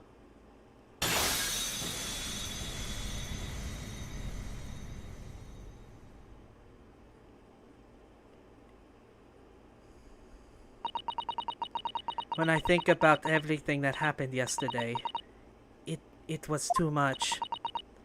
Running away, the fishing boat in the middle of the night, trying to climb onto this huge ship.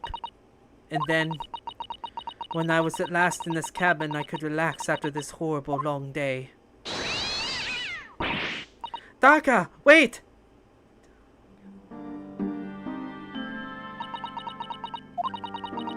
I couldn't believe it when she disappeared through the ventilator. I tried to call her with a little whistle. I tried waving her favorite toy, but nothing worked. Daka would not come back.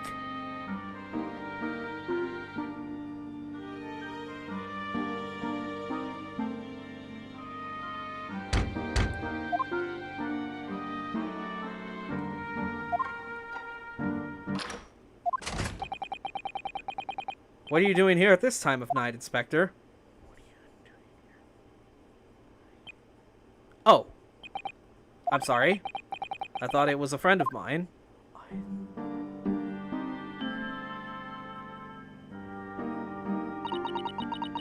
The young man from your country, he was very polite and kind. He helped me to find Daka, and he promised not to tell anyone. But then, when I had my friend in my arms again, and I was going to leave the man's cabin. Just a moment. Sorry, but... Oh, yes? I'm sure I know your face. I've seen you somewhere before. Ah, of course. You're Nikolina Pavlova, aren't you? The Russian ballerina. Huh? No, I don't know that name. My heart nearly stopped when he said that. He knew who I was. How could this man from a land far away east know a Russian ballerina? Yes, I saw your performance in Japan. The beauty of the ballet made a deep impression on me. But what are you doing on this ship? I'm sure I read that your ballet company was performing in Shanghai at the moment. I can't fool him. I have to tell him the truth and hope he doesn't tell anyone. I have no other choice. I see. So you've run away. Please keep my secret. Don't tell anyone. Give me a moment. I could use another opinion here.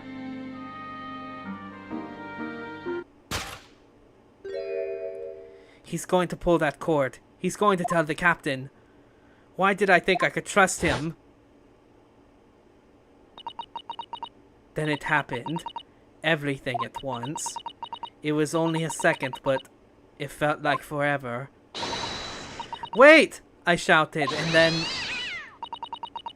Darka jumped out of my arms and down to the young man's feet. And as he turned around to look at me,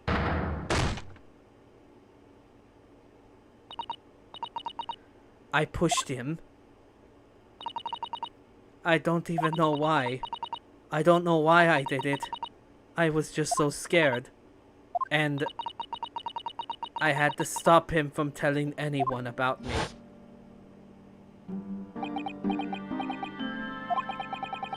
And that's when you went to fetch help from Seaman Stroganoff, who was on duty out in the passageway.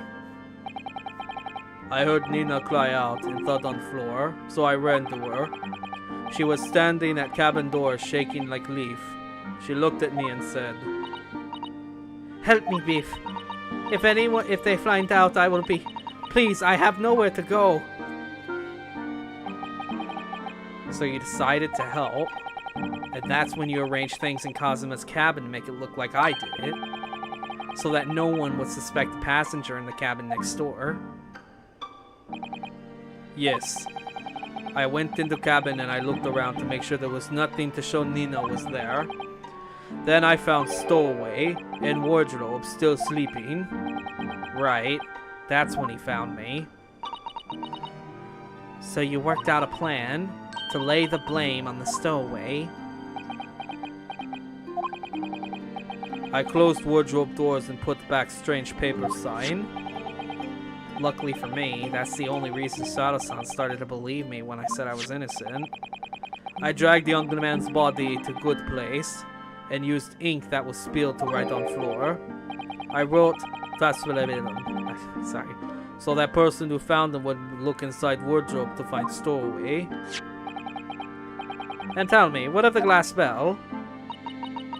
It was by my feet, so I picked it up. I see. But it was dark in the cabin. I didn't notice the other half. Then Angel went back to her cabin, and I finished job by pressing the emergency alarm button on the passageway. Yes. Accordingly, the SS Buria did indeed come to an emergency halt a little after 2 a.m., thus enticing the bolts of the cabin door to slide shut, creating the locked room mystery.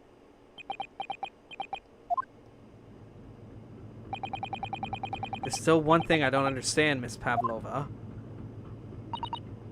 What? Well, you said that you told Kazuma about the fact that you'd run away from your homeland, and it's because you were worried he was going to tell the captain that you pushed him. Isn't that right? Yes. But even if you had pulled the bell cord and called for the captain of the ship, aren't you friends with every member of the crew? Why would that have been a problem? It was what he said first that made me scared. What he said first? What are you doing here at this time of night, Inspector? Oh. I'm sorry. I thought it was a friend of mine. He said an inspector was his friend. Oh, yes, meaning me, who was supposed to be acting as his bodyguard. I thought if police knew about me, they would arrest me. So before he pulled the bell cord, May I stop you for a moment, please, Miss Pavlova?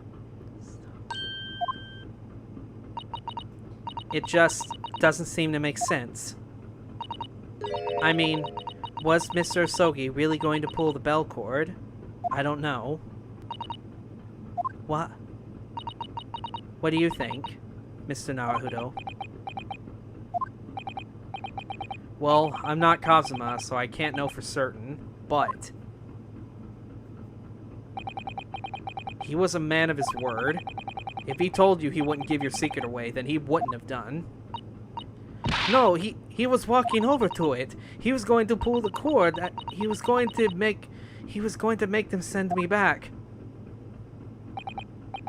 Well, Mr. Naruto, the day's work is not yet done, it seems. There's one more deduction to make. What? Another deduction? Yes, what action was the victim really about to take at that moment? Can we determine whether this young man's gaze was directed?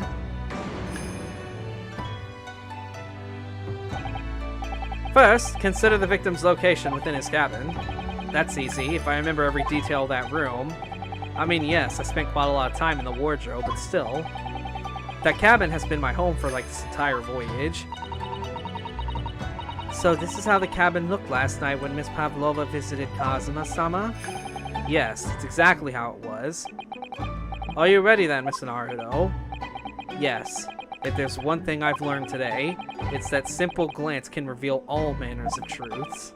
And not only that, in order to draw the right conclusion, you can't afford to be out by even a little bit when you are following the gaze of where it lands. So, when he turned away from Miss Pavlova, what exactly was Kazuma looking at? Take that!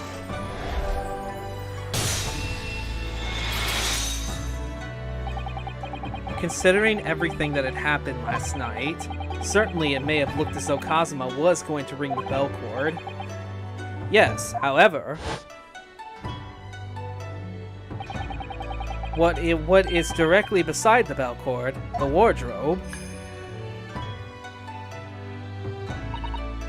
the wardrobe, and more importantly, what was inside of the wardrobe? The man's great friend, sleeping soundly. Miss Pavlova, please, think back very carefully. What were Mr. Soki's exact words last night? Give me a moment. I could use another opinion here. Another opinion? Yes, but not from a member of the crew. No, Mr. Nsogi intended to consult his close friend on the matter. To see if between them they might be able to help in some way, no doubt. Oh no. Sadly, we can't know the truth for certain now. It's too late for that. But I wish you had made sure of what Mr. Sogi was looking at. Things may have ended up very differently if you had.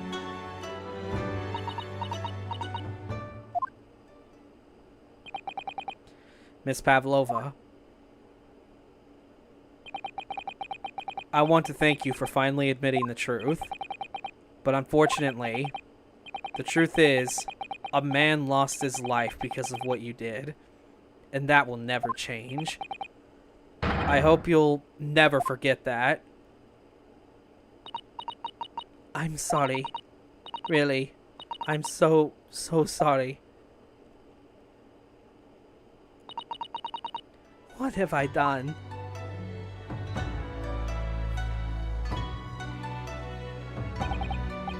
And so, at long last, the mystery surrounding the tragic accident on the SS Burya is finally laid to rest.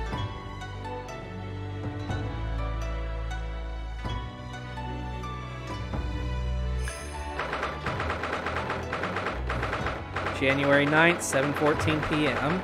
SS Bira, first class cabin passageway. What will happen to Miss Pavlova now then?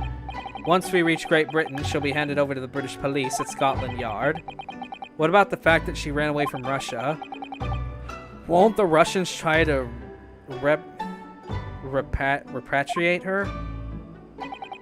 Apparently, the English detective can speak to the immigration office and sort all that out. Mr. Sholmes can do that? So she won't be going back to Russia then? No, I don't think so. Even if she wanted to return to the future, I doubt she would be able to. She ran away and now she is an exile for life. I see. I'm sorry. Seaman Stroganov? I wanted to help our angel no matter what, but I didn't think about you and how you lost good friend. I will go with Nina. I will give myself to British police. That's kind of you. In the meantime, thank you for letting me go free again. Cosma's death feels like such a waste, but... Well, do what you can for Miss Pavlova, won't you? Duh. Well, I'm afraid you need to pack now. We're due to arrive in Hong Kong tomorrow. As much as it pains me, I'm going to have to hand you over to the council to arrange your passage back to Japan. Yes. I did stow away after all. I couldn't really expect any different. So, you should get back to your cabin now.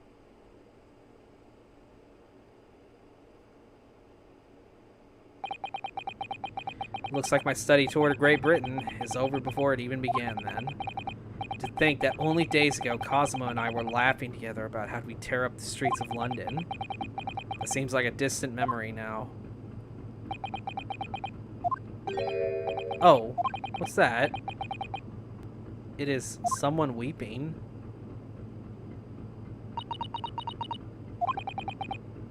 Susato-san? Naohudo-san, I didn't know you had returned. Oh, well, I hadn't been back long. Inspector Hosonaga told me I should pack, you know, ready to leave this ship tomorrow and all that.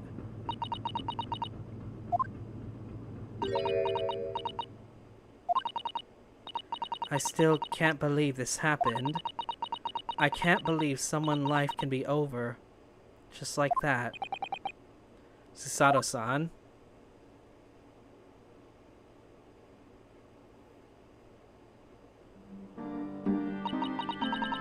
He had such great ideas for this visit to Great Britain.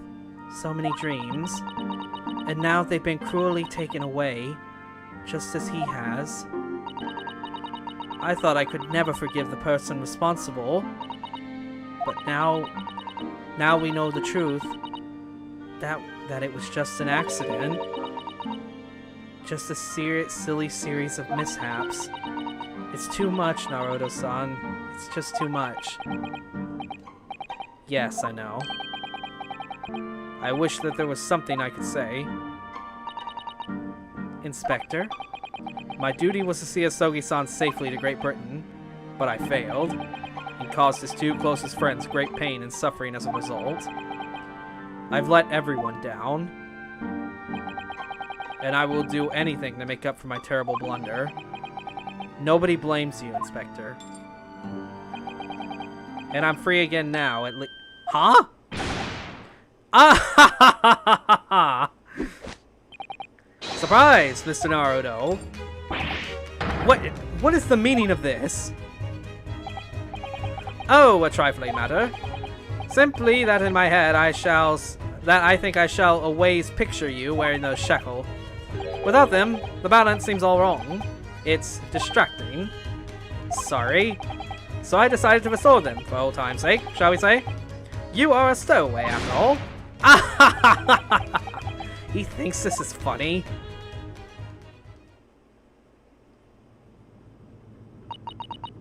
Mr. Sholmes, we do appreciate all your assistance. I'd like to thank you from the bottom of my heart. Not at all, not at all. And though it's a little late, may I offer my sincere condolences? The loss of your companion is truly heartrending. I hope that you'll be able to fulfill some sort of aspirations in his honor. I'm afraid that won't be possible.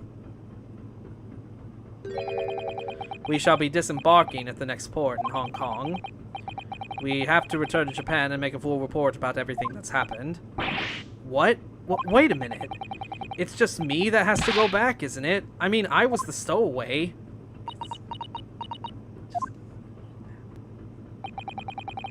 The terms of this study tour were negotiated by the Department of Justice in both Great Britain and Japan. I was able to... It was to be one lawyer and one assistant. Was to be. In light of Mr. Asogi's unfortunate death, I'm afraid the study tour can no longer go ahead. Oh no. I don't care for me, but... Poor Susato-san. My dear fellows, the majority of the problems have extremely simple solution, you know. All you require is one lawyer, and the study tour can continue, surely. But there's no one else with the necessary qualifications, Mr. Sholmes. We know of no other lawyer. Qualifications, you say? Any qualification obtained in your own country will be of little value in Great Britain, I'm afraid. Oh, but anyway, the voyage to London still promises a good month of time. Ample opportunity, I would say, to find yourselves another suitable lawyer. Yes. Miss Susato? Yes? Do you think perhaps I might be able to do it? But you're not a lawyer, Mr. Naruhodo. Oh, unless... Are you studying law? No, I'm not, but... I'm sorry, in that case, I don't think there's even a chance it could work. But, as I say, there's still more than a month before you reach England's shores. Isn't that right, Mr. Naruto? Yes, I have a month in which to study, to learn what I must to become a lawyer in Great Britain. Mr. Naruto, that's ridiculous. Are you seriously suggesting anybody can learn all of that in just 40 days? There's only one way to find out. I will work my fingers to the bone, Inspector, every single day. Will you let me try? And if by the time we reach Great Britain and I haven't learned enough to be recognized as a lawyer, I'll take whatever punishment is deemed appropriate. But why put yourself in such a difficult position? For Kazuma, he said that there was something that he had to do in Great Britain, and that he would sacrifice anything to make it happen. He was passionate about it. I can't let all of that passion just come to nothing. And anyway, it's for my own benefit too. I will become a lawyer. I have to. What do you say, Miss Susato?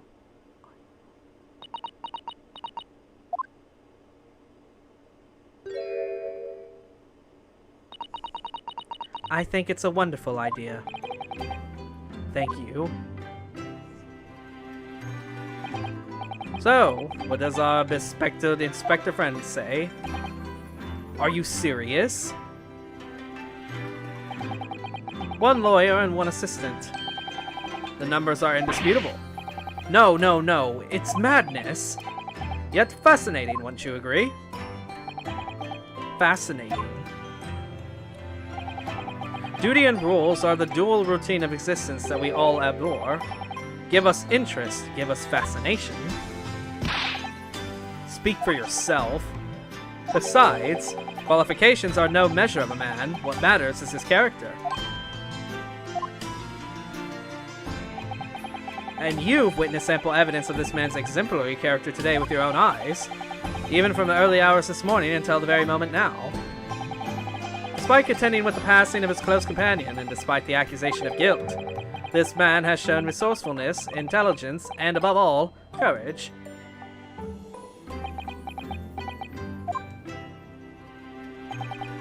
Very well. I'll think of a clever way to word my report to the Department of Justice. Inspector, after all, I did just make a promise, didn't I? I said that I'd do anything at all to make up for my shortcomings here. Oh, thank you, Inspector. If you'll excuse me, I must pay a visit to the captain's quarters, I think. I need to discuss what to do next and how best to make my report.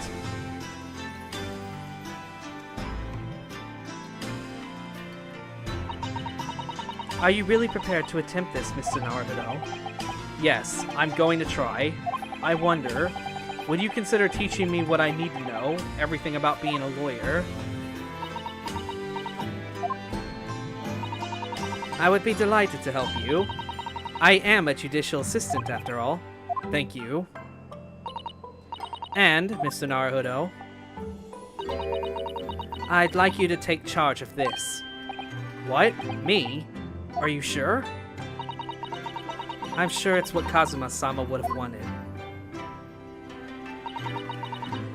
Its name is Kurama. It's a great sword that has been in the Asogi clan for generations. Very well. I accept it. I'll treasure it always. So then, Miss Usato, it seems we'll be working together for some time to come yet. It will be an honor, Mr. Naruto. And for the next 40 days, I shan't grant you a single minute of freedom. We shall fill every spare moment to study. Yes, that's exactly what I need. But, before we begin, I have an earnest favor to ask of you, too. Goodness, what is it? Please throw me to the ground. 3 times. What? I should never have doubted you. You were Kazuma's closest friend. Of course, you would never have done anything to hurt him. That should have been obvious to me from the start. But I allowed suspicion to get the better of me. And no matter how upset I was feeling, I was completely unforgivable behavior. No, you were in shock. You just found out about me stowing away and the cabin door was locked from the inside. No! I won't let you make excuses for me. Whatever the circumstances, I should never have thrown you. And not just once, but 5 times. That number keeps creeping up, doesn't it? Please, you must. Just take hold of me and throw me. Do it. Don't even think about it. No, I don't even know how. I've never thrown anyone in my life. Very wise, Mr. Naruto. It isn't a skill one acquires without considerable training. Oh, Mr. Sholmes. I observed your throwing technique several times with great interest. I confess I was most impressed. When did he see that? I presume that would be in the form of Japanese wrestling. Oh, well, in a way. It's not wrestling, but my own interpretation of an ancient jiu-jitsu technique. Apparently it's called the Susato takedown. It leaves your head swimming, believe me. How beguiling. I'm a practitioner of the combat arts myself. I'd say I'm somewhat accomplished boxer. There he goes, dancing around again. I wonder if you'd be so kind and instruct me in the technique of your wresting throw. Yes, I'd be honored. Then let us not dally. Demonstrate, my dear madam. Oh, of course. Are you ready, Mr. Naruto? Sorry. Hiya!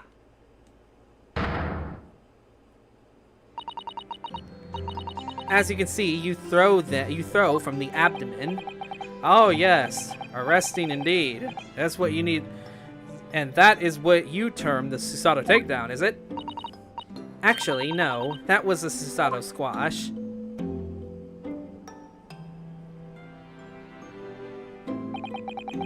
In my groggy state of consciousness, a scene from an evening recently spent with Kazuma flickered into my mind.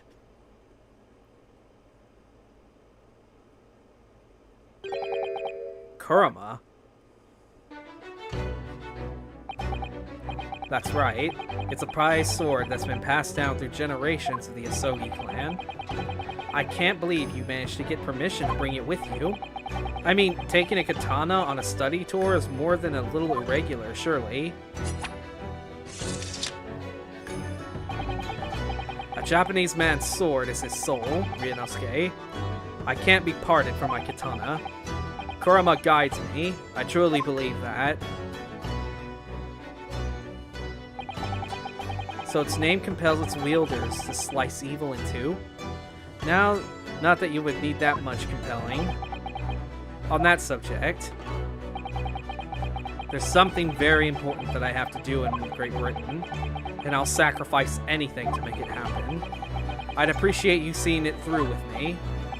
Of course I will. Whatever it is, I'll see it through to the end with you. I knew you wouldn't let me down.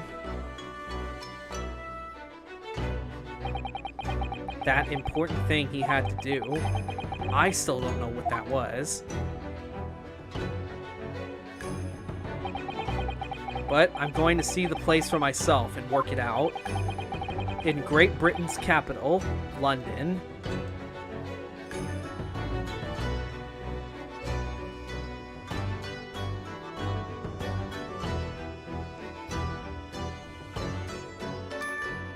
And with that, episode 2 is done.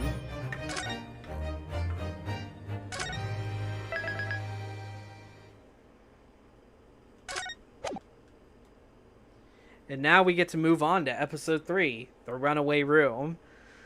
But we're going to do that another time. So I hope you guys enjoyed this. For those of you watching on Twitch, check out my YouTube. Those of you on YouTube, check out my Twitch. If you like what I do, be sure to follow me over on Twitch and subscribe to my YouTube channel. Be sure to ring the bell so you get notified of my uploads. Join the Fox Army, and I'll see you guys on the next video. Till then, see you then.